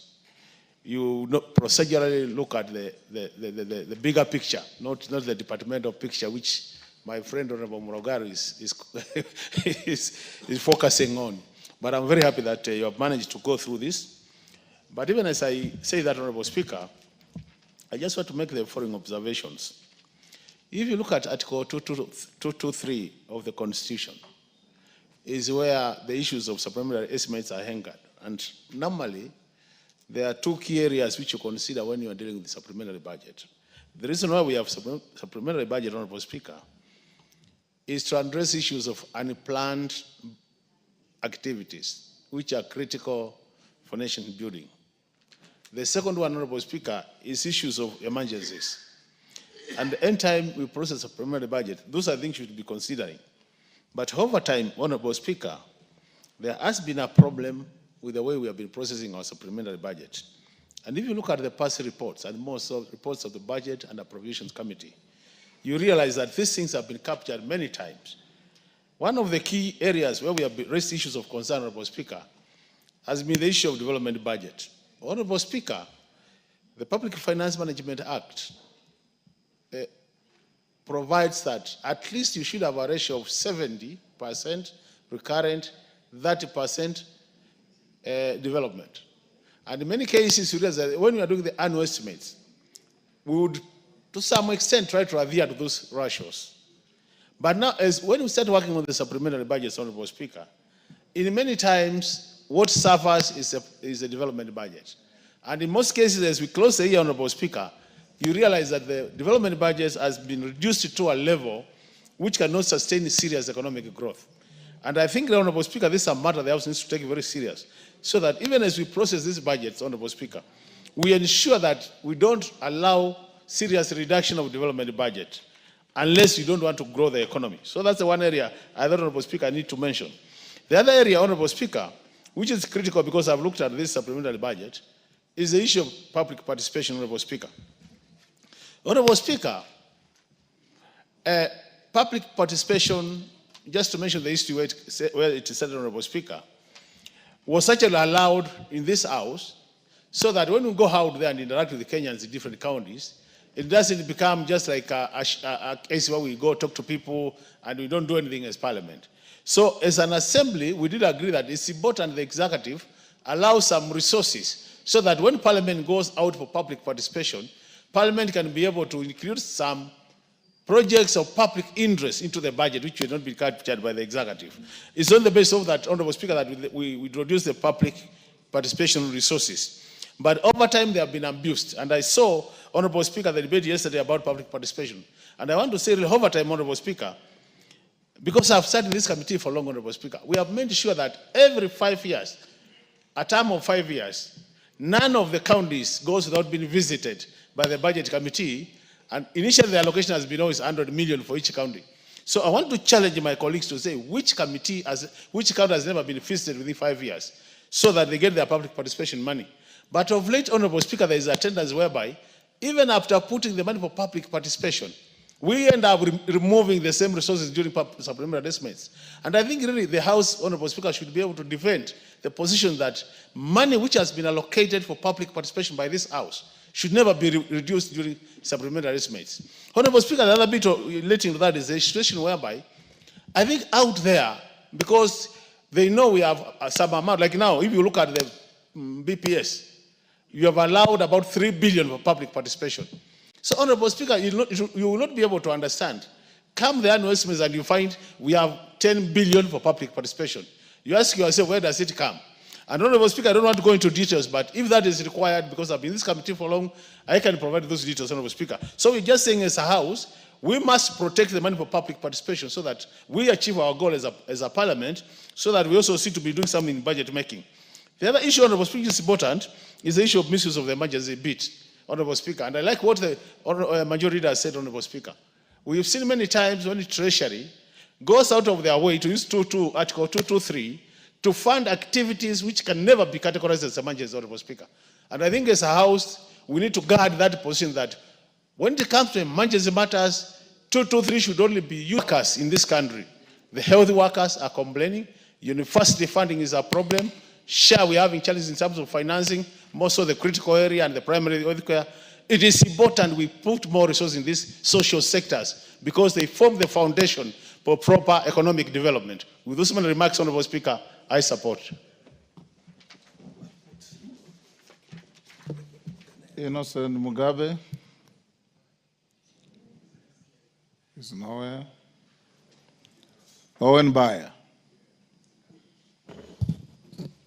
Thank you, Honorable Speaker, for giving me this opportunity to contribute to this supplementary estimates tool for the year 2024-2025.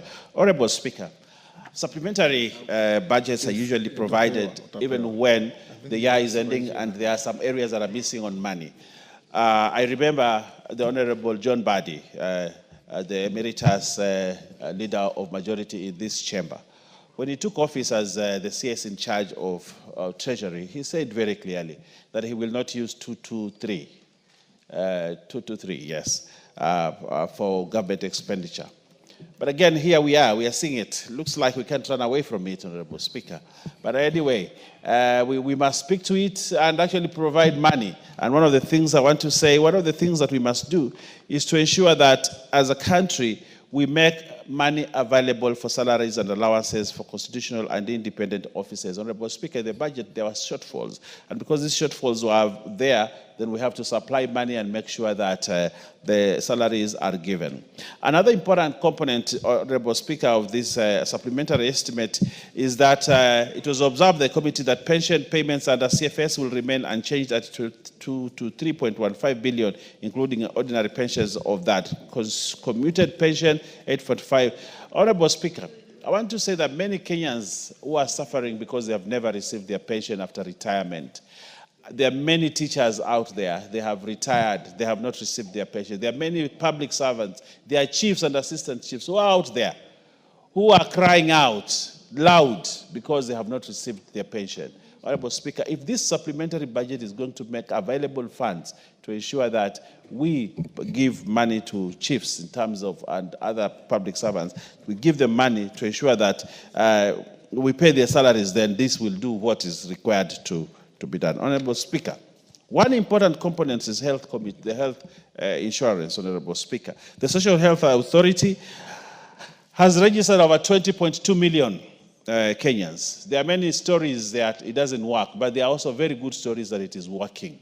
And I want to tell this House that SHA is working. And there are many Kenyans that are benefiting from it. What we need to do is to ensure that we have provided money for it. So, Honorable Speaker, we are providing more money to ensure that primary health care fund and the emergency chronic and critical fund has been allocated additional 6 billion in the supplementary budget number 2. This, Honorable Speaker, is a step forward to ensure that we reach at universal health care for this country. Honorable Speaker, again, what is very important to me is issues of tourism.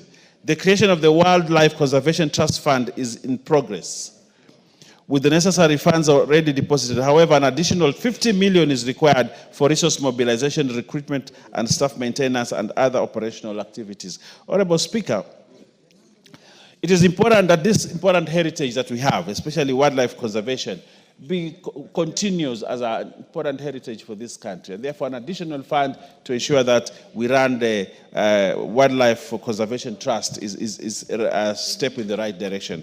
Honorable Speaker, I would like to speak about the blue economy.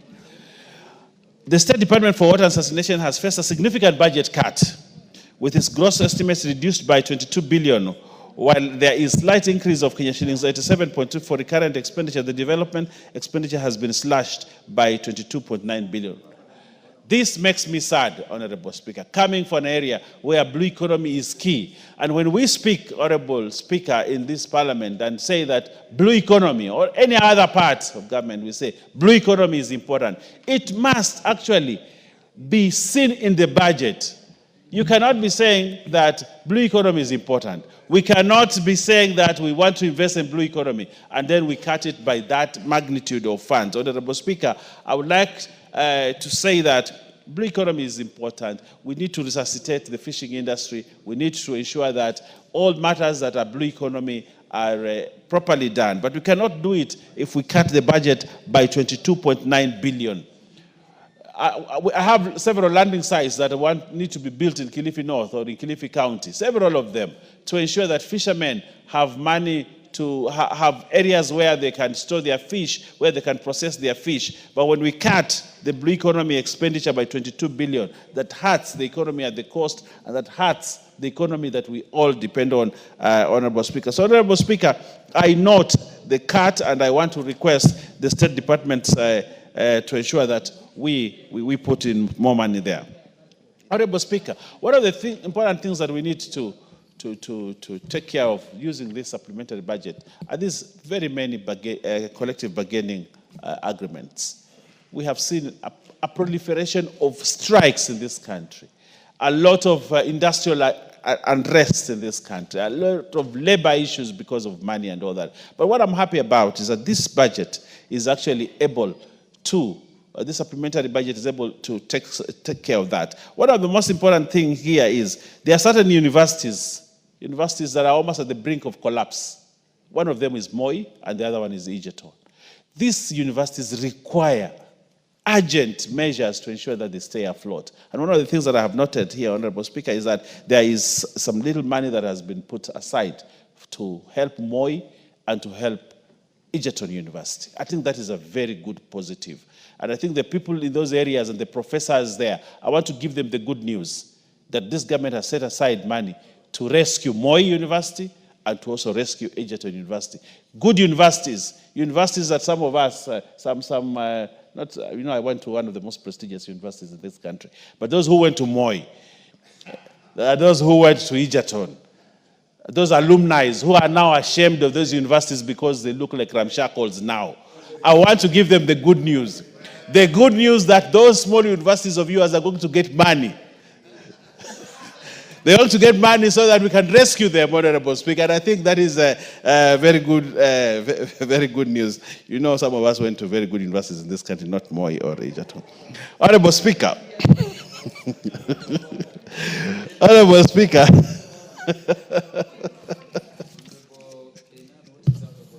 Mr. Speaker, is it in order for the Honorable Buyer to use the floor of this House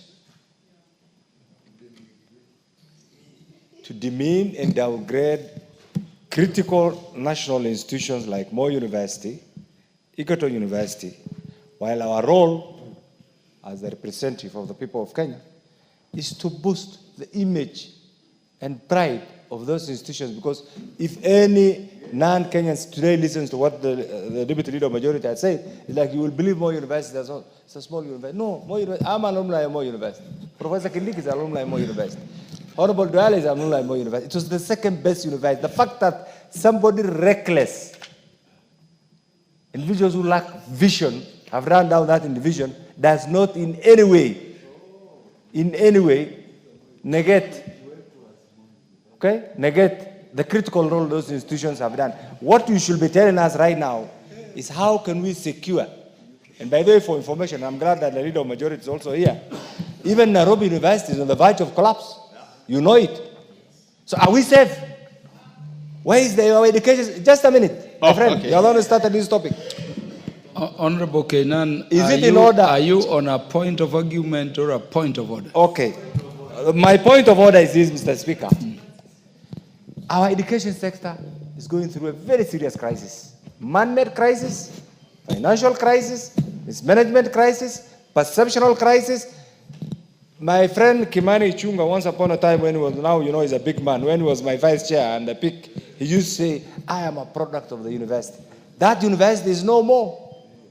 We have lost more university because of mismanagement. So I expect the good leader, Deputy Leader Majority to say, we are doing this to resuscitate those good institutions, good former institutions, to their former original, so that these young Kenyans who are now still going to colleges can get the taste and the pride of those institutions.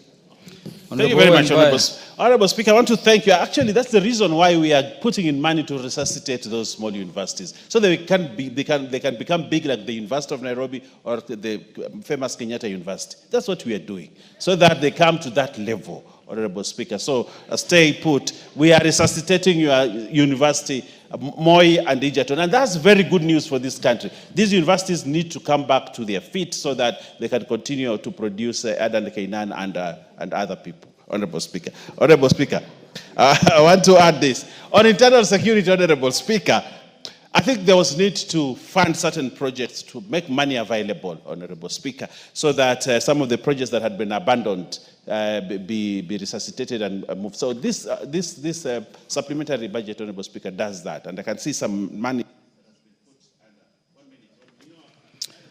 Yeah, Honorable Kainan took 2 minutes from the Honorable Nbaya. Give him 2 minutes. So we are putting more money in administration and internal security, Honorable Speaker, so that we can, those areas that had seemed to be underfunded are given an opportunity. Honorable Speaker, one other important thing is energy. If there is not enough energy, you cannot run this economy. We cannot run factories. We cannot be manufacturing. We cannot produce as expected of ourselves, Honorable Speaker. And because there had been underfunding in the energy sector, there was a very noble idea, Honorable Speaker. I don't know why, that every constituency gets 50 million for rural electrification, which came in the previous budget. But of course, the Gen Z issues happened and we lost that money. But I would have wanted that this money be put back in this supplementary budget. And I want to rally members of this House that what we can do in this supplementary budget, the only amendment that we need to make is to ensure we put back the 50 million per constituency for rural electrification, so that those areas that do not have electricity get electricity, at least this financial. That dream was a noble dream. The dream to have 50 million per constituency for rural electrification would have equalized this country.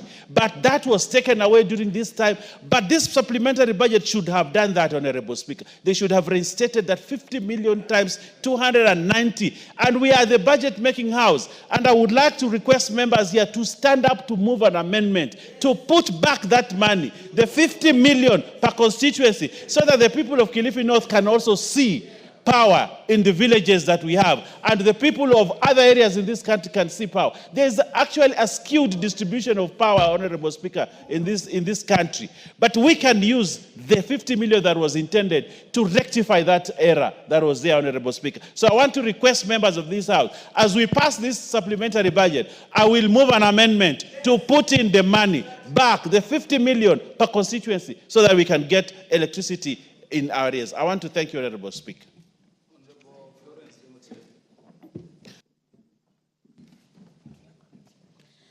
Thank you so much, Mr. Speaker. I also want to add and add to what my colleagues who have spoken before me on this matter of supplementary that was culminated, that is going to culminate our main budget in the next 3 months. Mr. Speaker, from the onset, I want to declare that I'm the member of budget, and I also want to congratulate my chair, who we elected today, and the vice chair, and all the new members that joined us.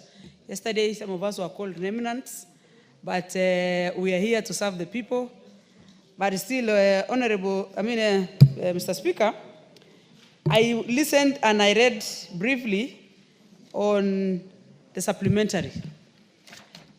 This supplementary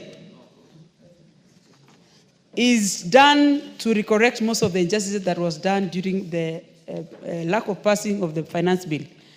And it is a very crucial document that this country needs this money for purposes of growth and prosperity and to enable the country to run.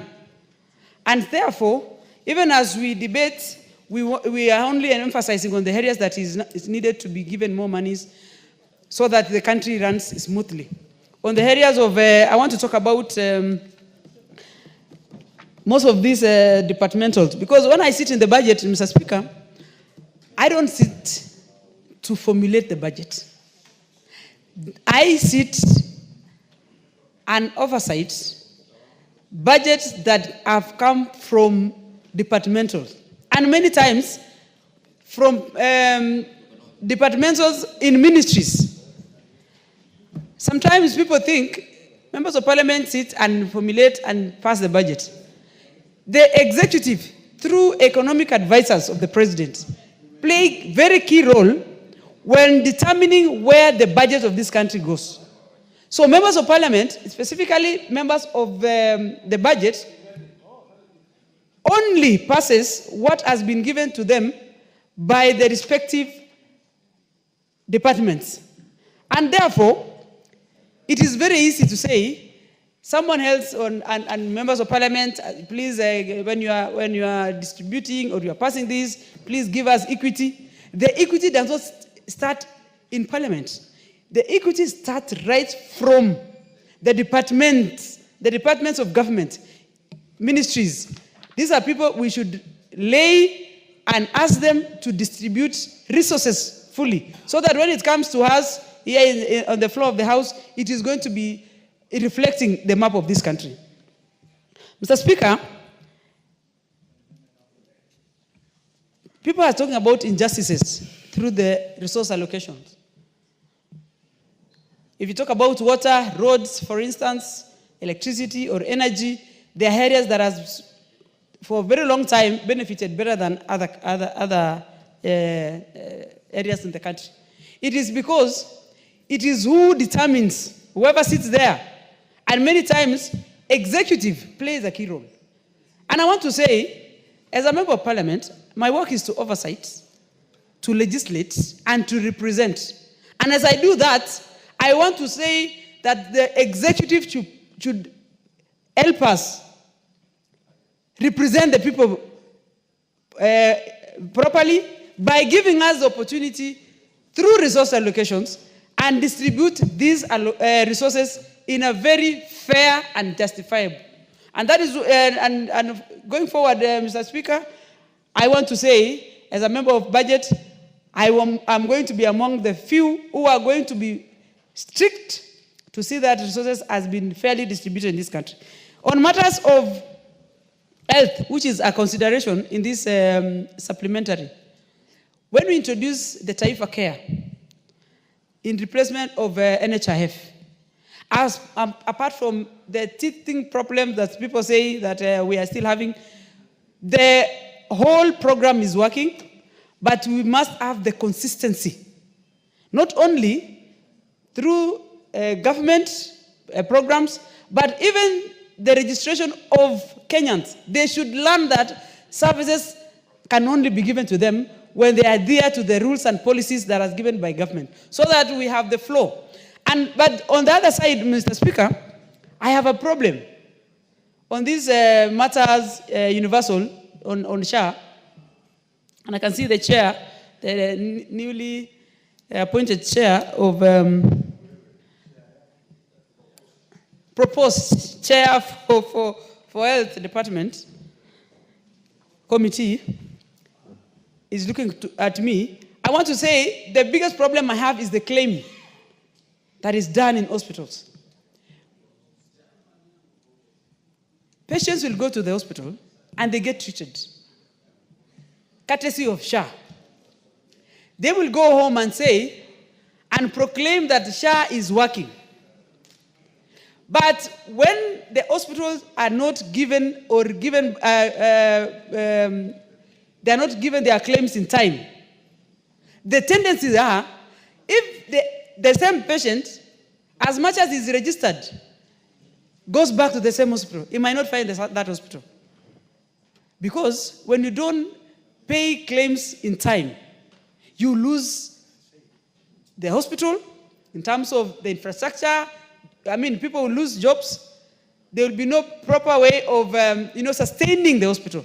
So giving the services through SHA is one, but also make sure that claims are done in good time. And officers within the ministry should be able to know at what time, if it is a given hospital, like let's say Nairobi Women, which is a very critical hospital, and it has been a lot of claims that these hospitals have been closed because patients go there, they get all their services, they go home happy, but because the hospital is not reimbursed in good time, they end up closing the hospital. Means that when the same patient or other patients comes, they don't find same treatment and same services. That is a very key component in this SHA. And while we put money, those are the things that we need to consider. These are the things that we need to put in consideration so that it doesn't look like some people are benefiting and we have only a few people who are appreciating, while the bigger picture is actually lost. Mr. Speaker, I also want to talk about education. Members before me have spoken about universities, the new model and the dilapidation of good education programs that used to be there. I think as the time goes, people lose the first and the original track in terms of academic. But the more so, Mr. Speaker, as much as we allocate this money, we need proper management. But who is mandated to oversee management in government? If I'm giving money to university and vice chancellors and team, or primary schools and secondary schools, and we don't have people who follow up and to make sure that the same money are properly used for the intended purposes, it means we'll be just doing budgeting every year and every year. Because I want to take, for example, if you go to rural schools, even in urban areas nowadays, most of the schools, public schools, secondary and primary, are all in bad shape. But you'll always realize members of parliament through CDF inject money through the same schools. But the management, right from the teachers, because it's a public school, no one cares. Today, you buy desks to school, you equip the school with the laptops. In the next term, you come and you actually find it, you're actually starting afresh. Meaning, it is not about allocating the money. We need to look at who is the manager so that we are able to have these resources pass through other generations. It is not hard to get money, but it is always very hard to manage these monies for a betterment of our future. Others, I want to say I support, and I'm going to be very vigilant this time as I meet a survivor of the remnants. And I want to say we are going to do as much as possible to make sure this country gets equitable resources. Thank you, Mr. Chair. The Honorable Julius Meli.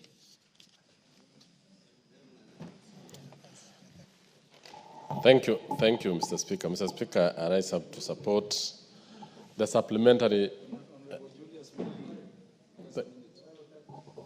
Honorable Julius Meli, after you, I'll give preference to our Muslim brothers and sisters for known reasons. Thank you, Mr. Speaker. I know our Muslim brothers, they are having, what do you call it, a celebration, or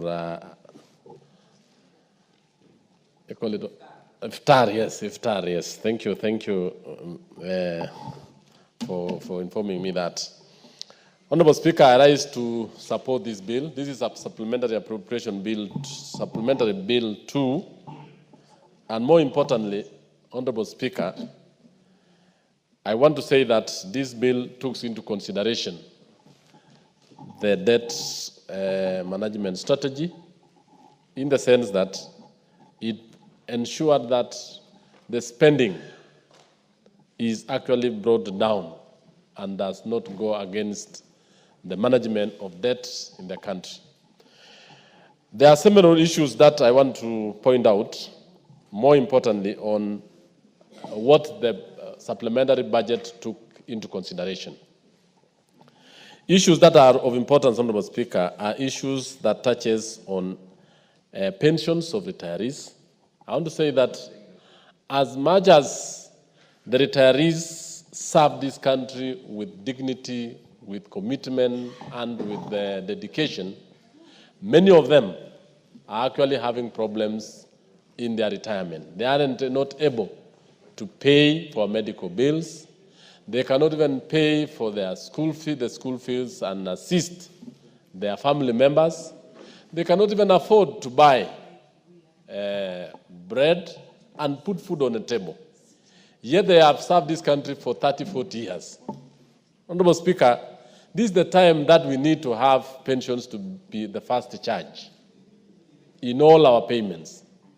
So that immediately we need to know government through planning. And I want to really ask the National Treasury to put a lot of emphasis on the Ministry of Planning and Economic Development.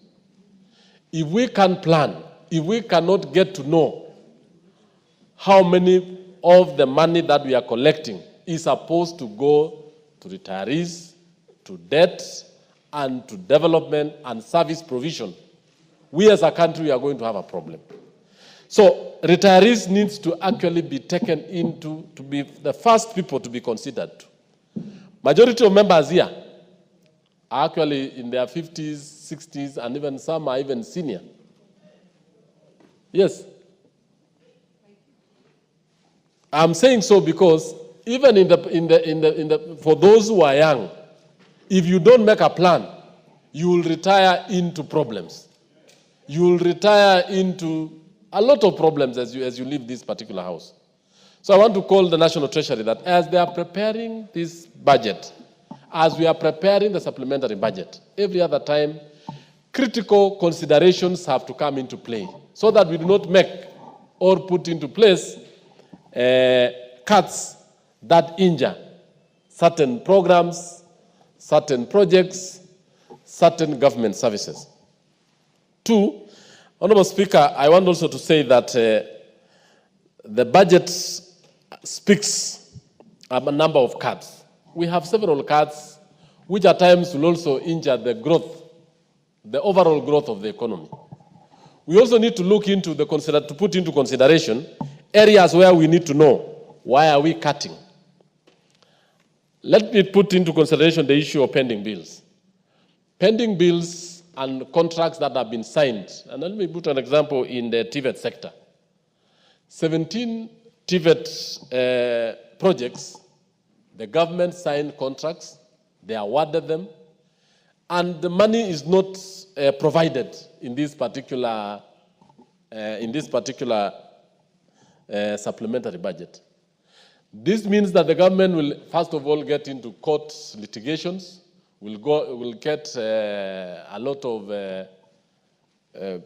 interest, and in fact, because they have actually gone against contractual obligations, the government will lose a lot. So in trying to develop a supplementary budget, we really need to know what are we bringing supplementary budget for. If we have the 52 TVET institutions without money, yet the ministry awarded the contracts for them, what will the contractors do? These contractors owe suppliers. They have workers. They have individuals they depend on. If this money is paid to them, it will spur the economy of that particular area and therefore enable the young people who could have worked in these particular projects to have the ability to purchase and buy and use resources. So, Honorable Speaker, I want to say that the issue of having a budget cut, which is not strategic or which is not informed, is quite wrong. We also have the issue of, and this brings into the issue of planning. I want to really emphasize the aspect of planning in every institution, and more importantly, this country, so that every other time we sit and allocate resources, every other time that we sit and try to bring a project or a program in place, we should plan the whole of it, the whole hog, from the feasibility study all the way to completion, so that we do not have ad hoc financing, ad hoc cuts, to an extent that projects go into the stall. On the issue of education and training, Honorable Speaker, I want to just say that in this budget, yes, there was a provision for capitation, but the capitation that we are provided in schools is not enough. Out of the money we give, which is actually allocated for schools, 22,000, the money withheld at the headquarters is about 5,000. The money that reaches schools is very little. So in this case, we need to actually make sure that as much as there is no enough money, and actually we have a capitation deficit of 20 billion, Honorable Speaker, on capitation alone on secondary schools. We have a capitation deficit of almost 30 billion overall in the primary, in the basic education subsector. That means even the schools, the principals have a problem in running those schools, because they use this money to pay the BOM teachers. They use the same money to buy equipment and users in those particular schools. So the provisions of money for this supplementary, in supplementary, especially on capitation for schools, and more importantly, even the universities, capitation for TVET. The universities, I know, have issues, especially on the issue of the funding formula. We did talk to the Ministry and Higher Education, more importantly, on the issue of coming up and looking at the issues that were raised by the courts, addressing those particular issues, and making sure that the funding formula and the students get the money. The biggest problem that we have in this particular supplementary is the university stalled projects. We have over 80 stalled projects in the universities, and none of them, I think about 2 of them, were only funded. This raises a lot of questions now on the use, the rot that will be occasioned by the rain, the pending bills that will attract penalties for the government, and even more, that the students have their hostels or their administration blocks are not in use, the laboratories and all this. So I'm actually asking that as we move ahead on the issue of supplementary, and now we wrote the BPS, it is prudent on this House to sit down and allocate resources on areas that touches the people a lot. I want to support the issue of SHA. It has been allocated 6 billion shillings. These resources will actually go a long way in assisting our people. That particular resource, I want to ask the new chair and congratulate him, because he's a renowned medic, to make sure that the program runs down. And the teething problem that we have in SHA is a very good program. Those particular small teething issues, set up a team of experts, both in administration, in ICT, and in management, so that as we move along, those particular issues are corrected, and the Kenyans are able to walk into a hospital, be treated, and get to his or her home without any problem. This issue of a number of complaints being raised every other time should not arise. It is a management issue. It is an ICT issue. It is an issue that needs to be addressed, our chair, health. And I want to ask honorable members that we move across after those particular issues. And I want to ask Honorable Nyekal, who is a very respectable member of this House, that it would be even good that those particular issues that have been raised, you bring it to speed to members, tell us how you've handled them, how we can assist the government to publicize it out there in our constituencies and run out so that every Kenyan is able to benefit from this. Apart from that, we have the youth programs. This bill, this supplementary has addressed a number of youth programs, a number of water programs, and more importantly, the roads. I want to say that if the issues that have been raised, especially the payment of pending bills on roads, Honorable Speaker, will actually be addressed, then you'll see that most of the issues that we have, especially on circulation of money in the country, from the contractors, from the water contractors, from the road contractors, and from the contractors in schools, will actually be a thing of the past.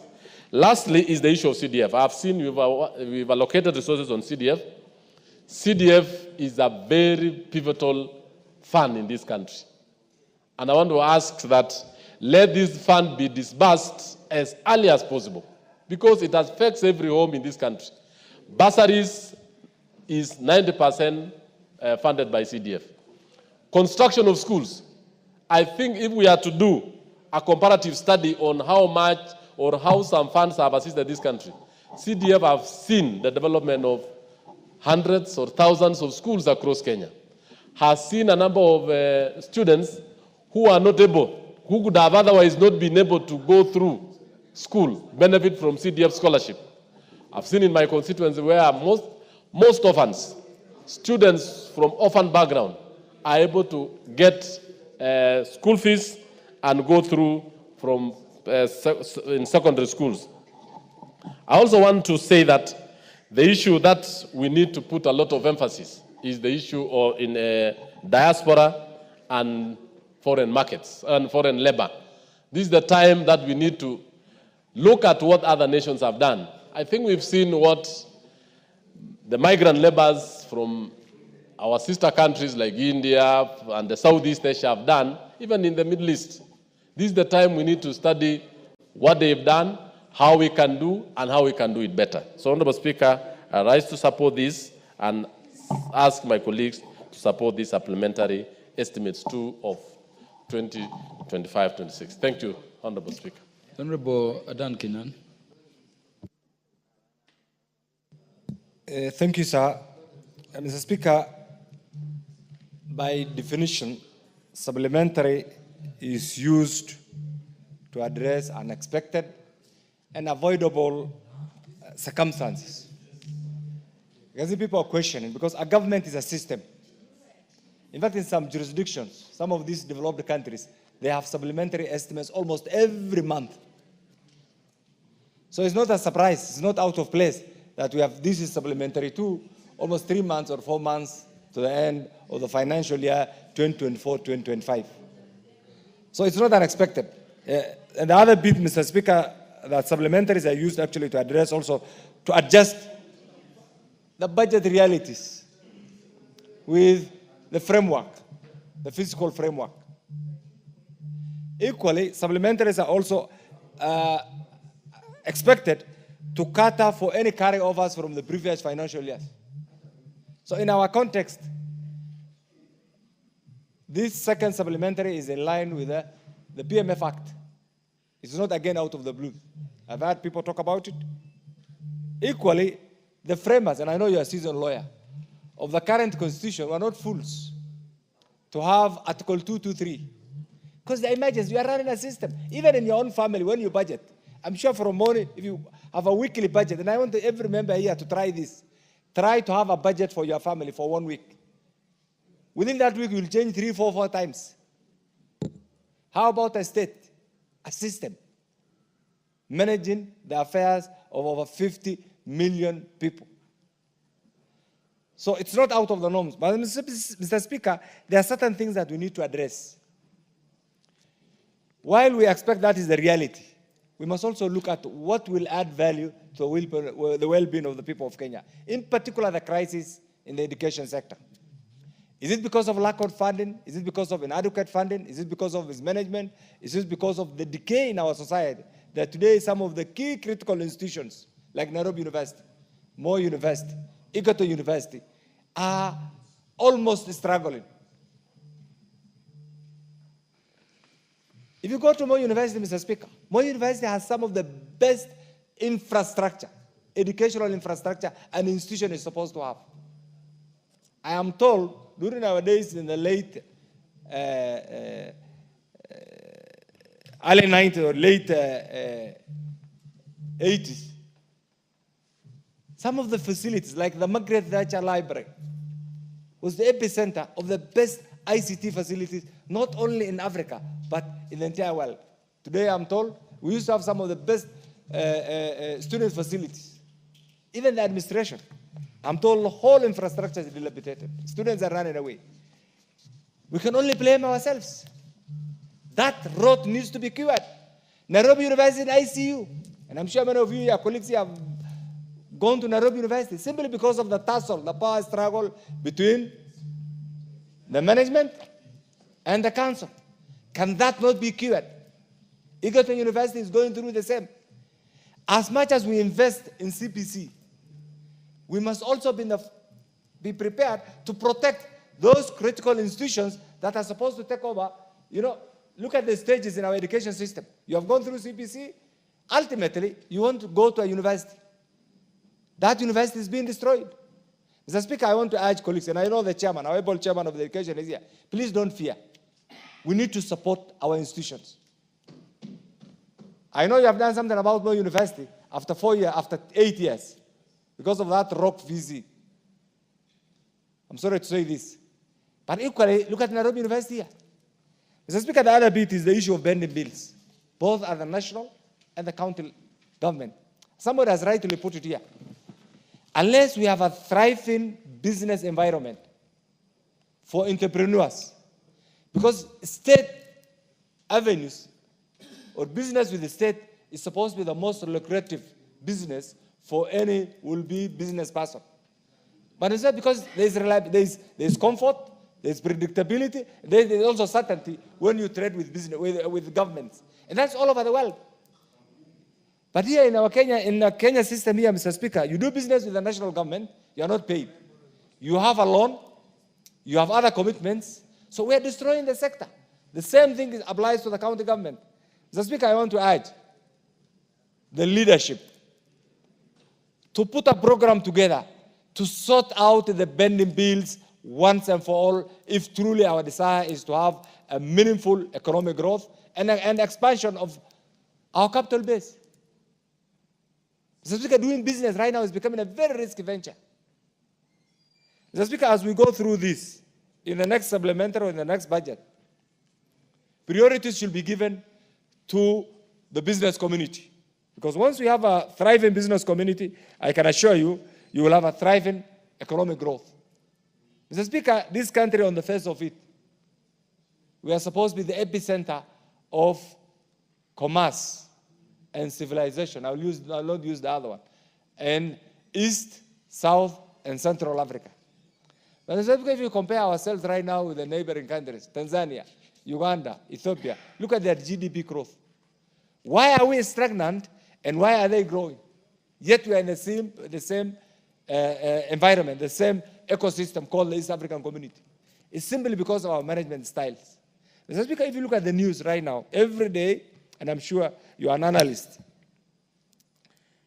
and open the first page of all the leading newspapers, it is negative news. It's as if Kenya is coming to an end. It's as if everybody wants to run away from Kenya. This country is about us. And we are the leadership. I want to urge also the owners and the media practitioners to be fair to this country. We do not have a second country.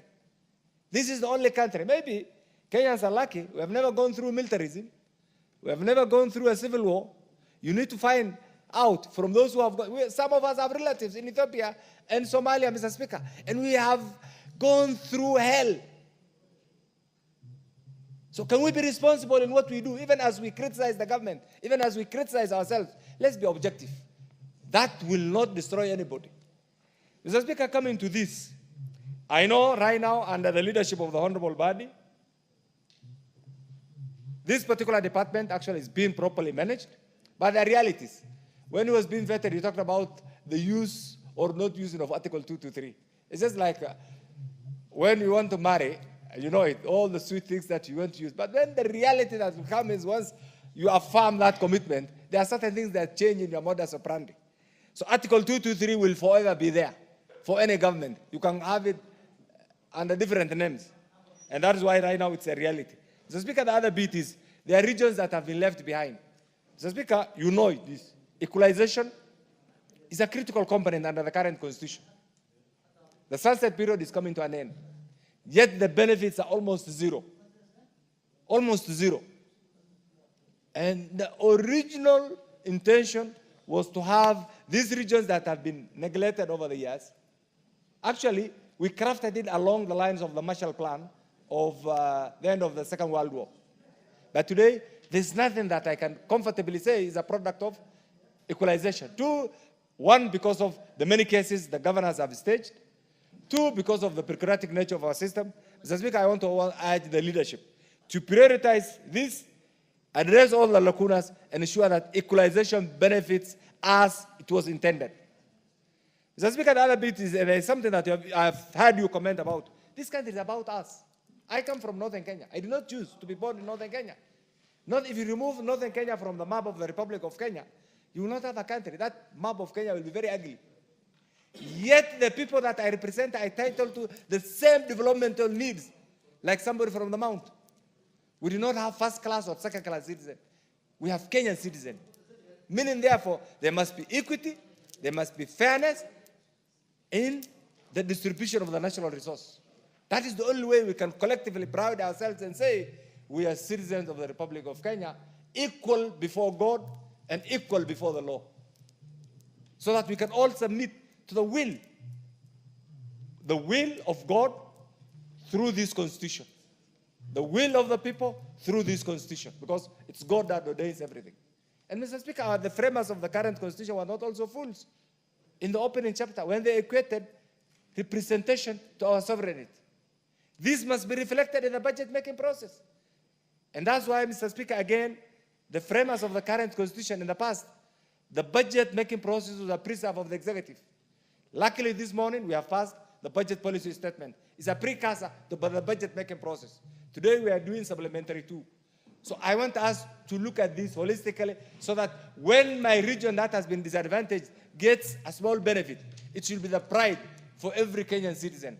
When the people of the lake who have been neglected over the years get certain benefits out of, right now, the broad-based arrangement, that should attract celebrations, not condemnations. And this is what will give us a country. So in conclusion, this is good, it's an eye-opener, and I want to urge the leadership to be fair in the distribution of our national cake. I support this, Mr. Speaker. Thank you. The Honorable Gabriel Tongoy. Thank you so much, Honorable Speaker, for giving me an opportunity also to add my voice on this very important matter on the consideration of the second supplementary estimate for the financial year 2024-2025. Honorable Speaker, from the very onset, I want really to most sincerely appreciate the Liaison Committee under the leadership of our very able Deputy Speaker, who really midwifed the entire process until to this stage. And they have really done it very well, despite that they got themselves in that particular position, occasioned by dissolution of the budget committee, and they have really done quite well. They had put their time, commitment, and that's why we are here. Honorable Speaker, and even, of course, not to forget the departmental committee, who really put a lot of effort to this particular work. Honorable Speaker, this supplementary 2 is coming after the suspension, of course, of the finance bill, which occasioned the more of actually kind of a revision of the estimates of the previous year.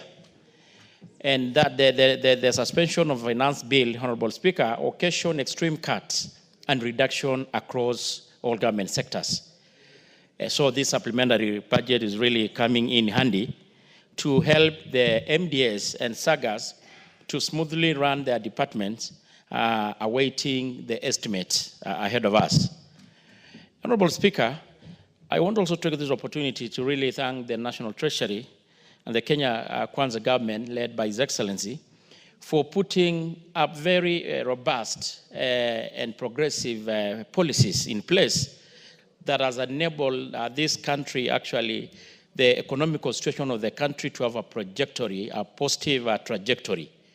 And that is actually why we are in a good financial footing to even enable this supplementary budget, have several additionals to enable us address the very critical sectors in this country. Honorable Speakers, I want just to mention a little bit highlight in the supplementary budget that is before this House for consideration. And actually, I just mentioned that several key government sectors have really had a positive additionals. And more importantly, like in the road sector, Honorable Speaker, the road sector in the supplementary budget before consideration in this House, the road sector has had a 7 billion addition, which is actually the majority of it has been securitized through the road fuel levy, which will go a long way to enable us, actually, majority of this country, which has not been getting equitable distribution of road resources to get a majority of their projects, which are stalled, addressed, Honorable Speaker. In fact, when we were going through this kind of documents and reviewing the figures, we were so impressed, and it's good to note, Honorable Speaker, and to be on record, that looking at around 6-point-something billion that actually has been already been utilized under 223, you can really appreciate the principle of equity, the principle of fairness, that this road has been fairly distributed across the country. And there's no question this opening up of roads fairly distributed in the country will enable even the agriculture sector to really grow and able to address the issue of difficulties of having the farmers across the country having really access of their produce, access to the market. So the security sector really had a big increase, which I support, Honorable Speaker. On the issues of agriculture, Honorable Speaker, there is an additional about 7 billion, which seems to be addressing the issue of fertilizer subsidy. And Honorable Speaker, it's good to note that when the Kenya Kwanza government came into power, this country was really struggling with food insecurity. We remember, Honorable Speaker, we have some people who are doing demonstration all over the place, putting the suvrias in their heads, because the cost, yeah, it's true. I see Dr. Nyikal laughing. Because actually the cost of food, edible oil, the maize flour, and many foods were really so much high, beyond the reach of the majority poor Kenyans. But through the intervention of Kenya Kwanza government, largely through fertilizer subsidy, we as a country managed to produce more and food in plenty, and definitely the prices of food produce went down, and of course translated even the cost, the inflation to come down. Honorable Speaker, there is also an additional 7 billion, which goes to the issue of sugar. We know the president has been so much categorical and determined to address the big problem in sugar in this country, which has been there for quite too long. And I'm sure there are our colleagues here in the House who come from the sugarcane growing belt. They are actually in celebration mood because the flourishing of the sugars. And I want really to support this. I know it's no doubt is going really to enable this sector, very crucial sector in this country, to continue having an upward growth. Honorable Speaker, more importantly also, the issue in the milk sector.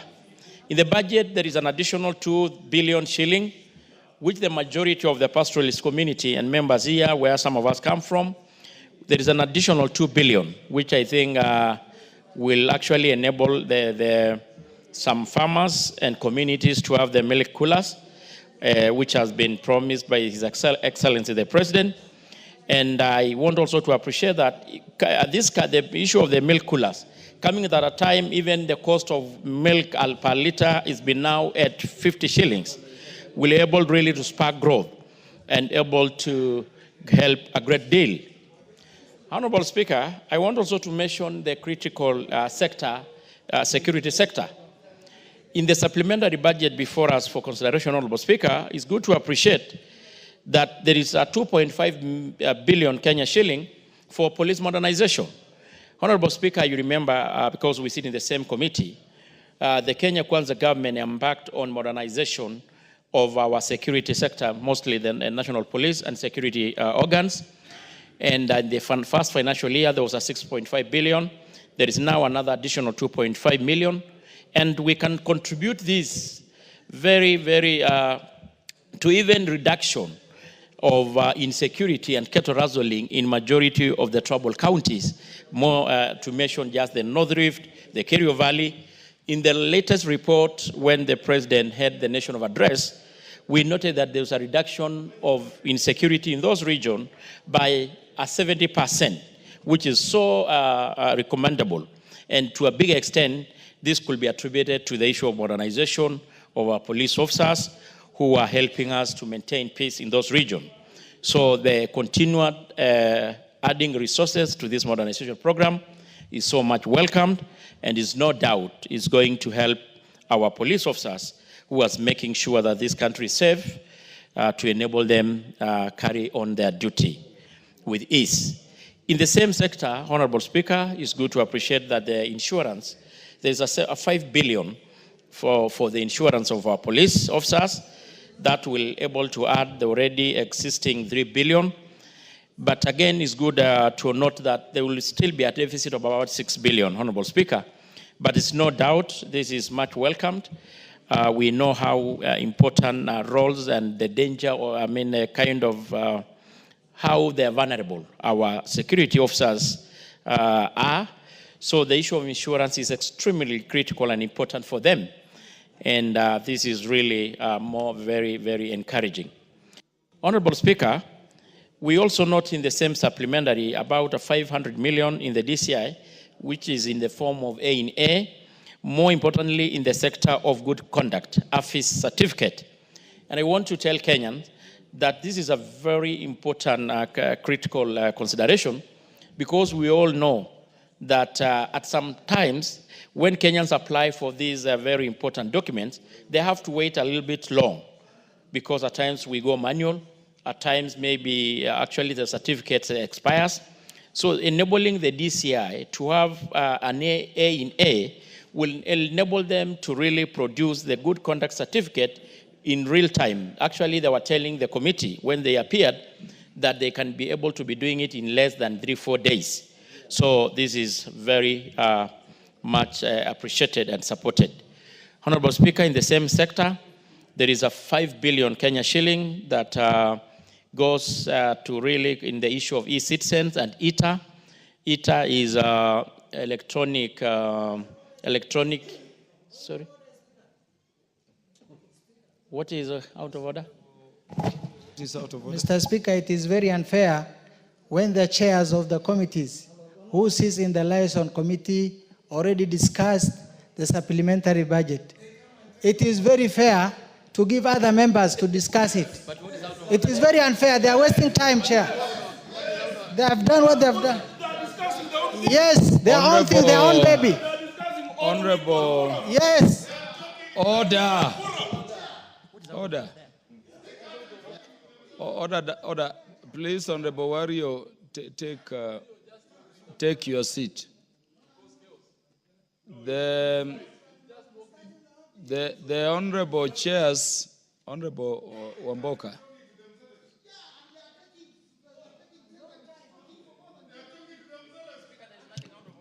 Order. Yeah, could you proceed, Honorable Tongoyo? Thank you, Honorable Speaker, let us not raise points me. of order when it is not necessary to do so.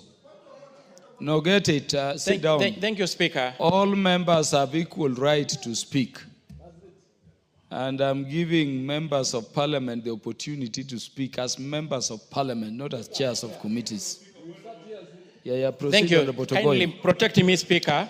Protect me, Speaker. Let me caution Honorable Wamboka. Honorable Wamboka, let me caution that the standing orders also speak to disorderly conduct when you unnecessarily raise points of orders.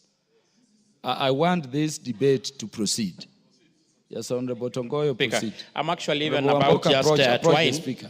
I'm actually almost winding up, Honorable Speaker, and thank you for protecting me. Honorable Speaker, I want also to really appreciate there is, in the same budget, there is 6 billion, which goes for equalization. I know this is an extremely very deserving sector, and it also goes a long way to help. Honorable Speaker, as I complete, as I need actually to finish this, Honorable Speaker, you remember in the afternoon session, Honorable Speaker, there was a lot of question on the issue of operationalization of several gazetted units all over this country. And members from both divide were really on my neck on actually why the ministry is not operationalizing this unit. And in the same budget, Honorable Speaker, it's good to appreciate there is an allocation of about 280 million which will enable us to operationalize a few units, though the sector still needs a lot of resources to have all of our gazetted units operationalized. So, Honorable Speaker, with this, I want to really support the motion and want to say that it is really coming at the right time. Thank you, Honorable Speaker, and I support.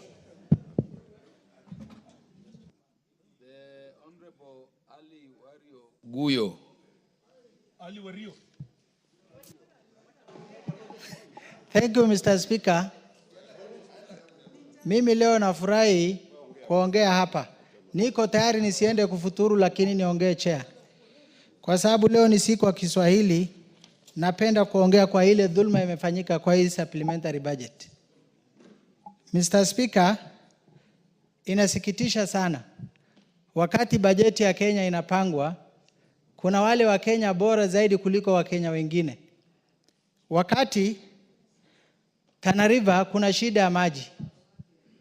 Kuna miradi ya maji zimetangazwa kupitia Ministry of Water chini ya Coast Water Development Works.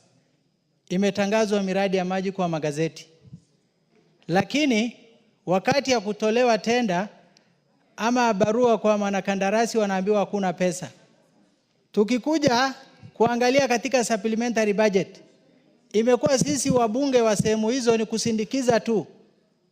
Wakati wale wako na maji ndio wanawekewa pesa, sehemu ambayo wako na shida ya maji, tunafanya water tracking, kutumia mfuko zetu, gharama zote watu wetu wanateseka.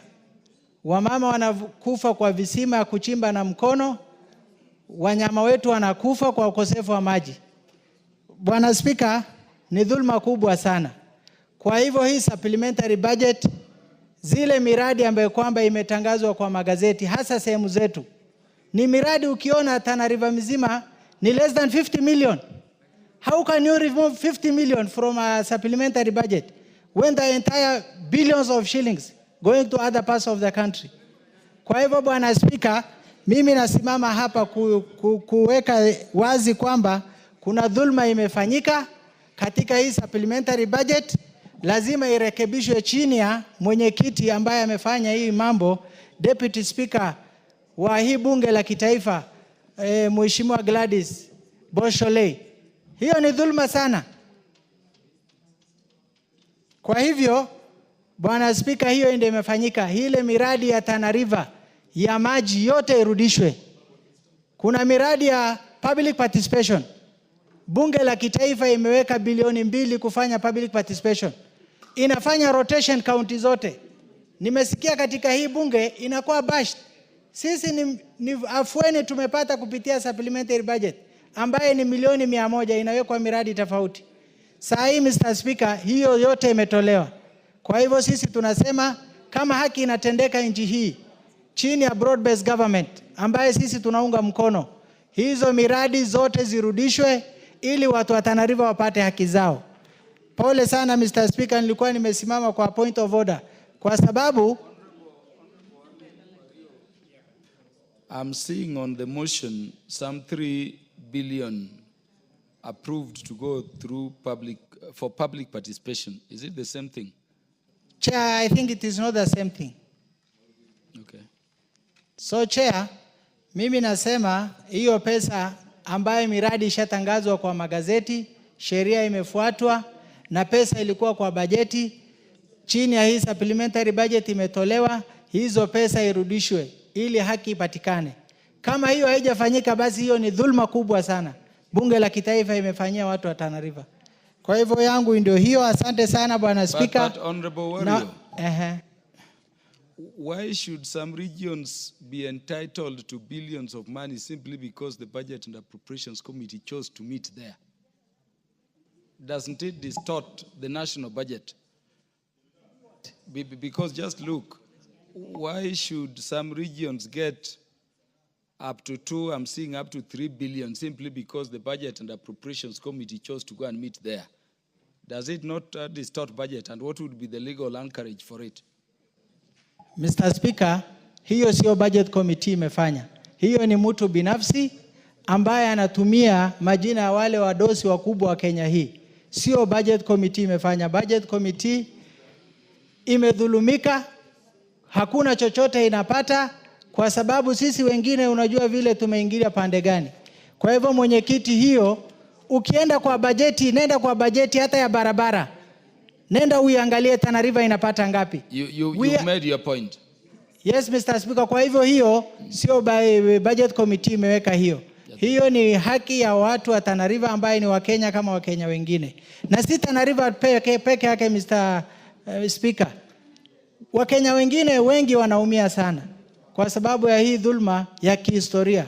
Kwa hivyo tunasema hiyo pesa irudishwe ndio Wakenya wengi wapate haki yao. Asante sana. The Honorable Yusuf Mohamed.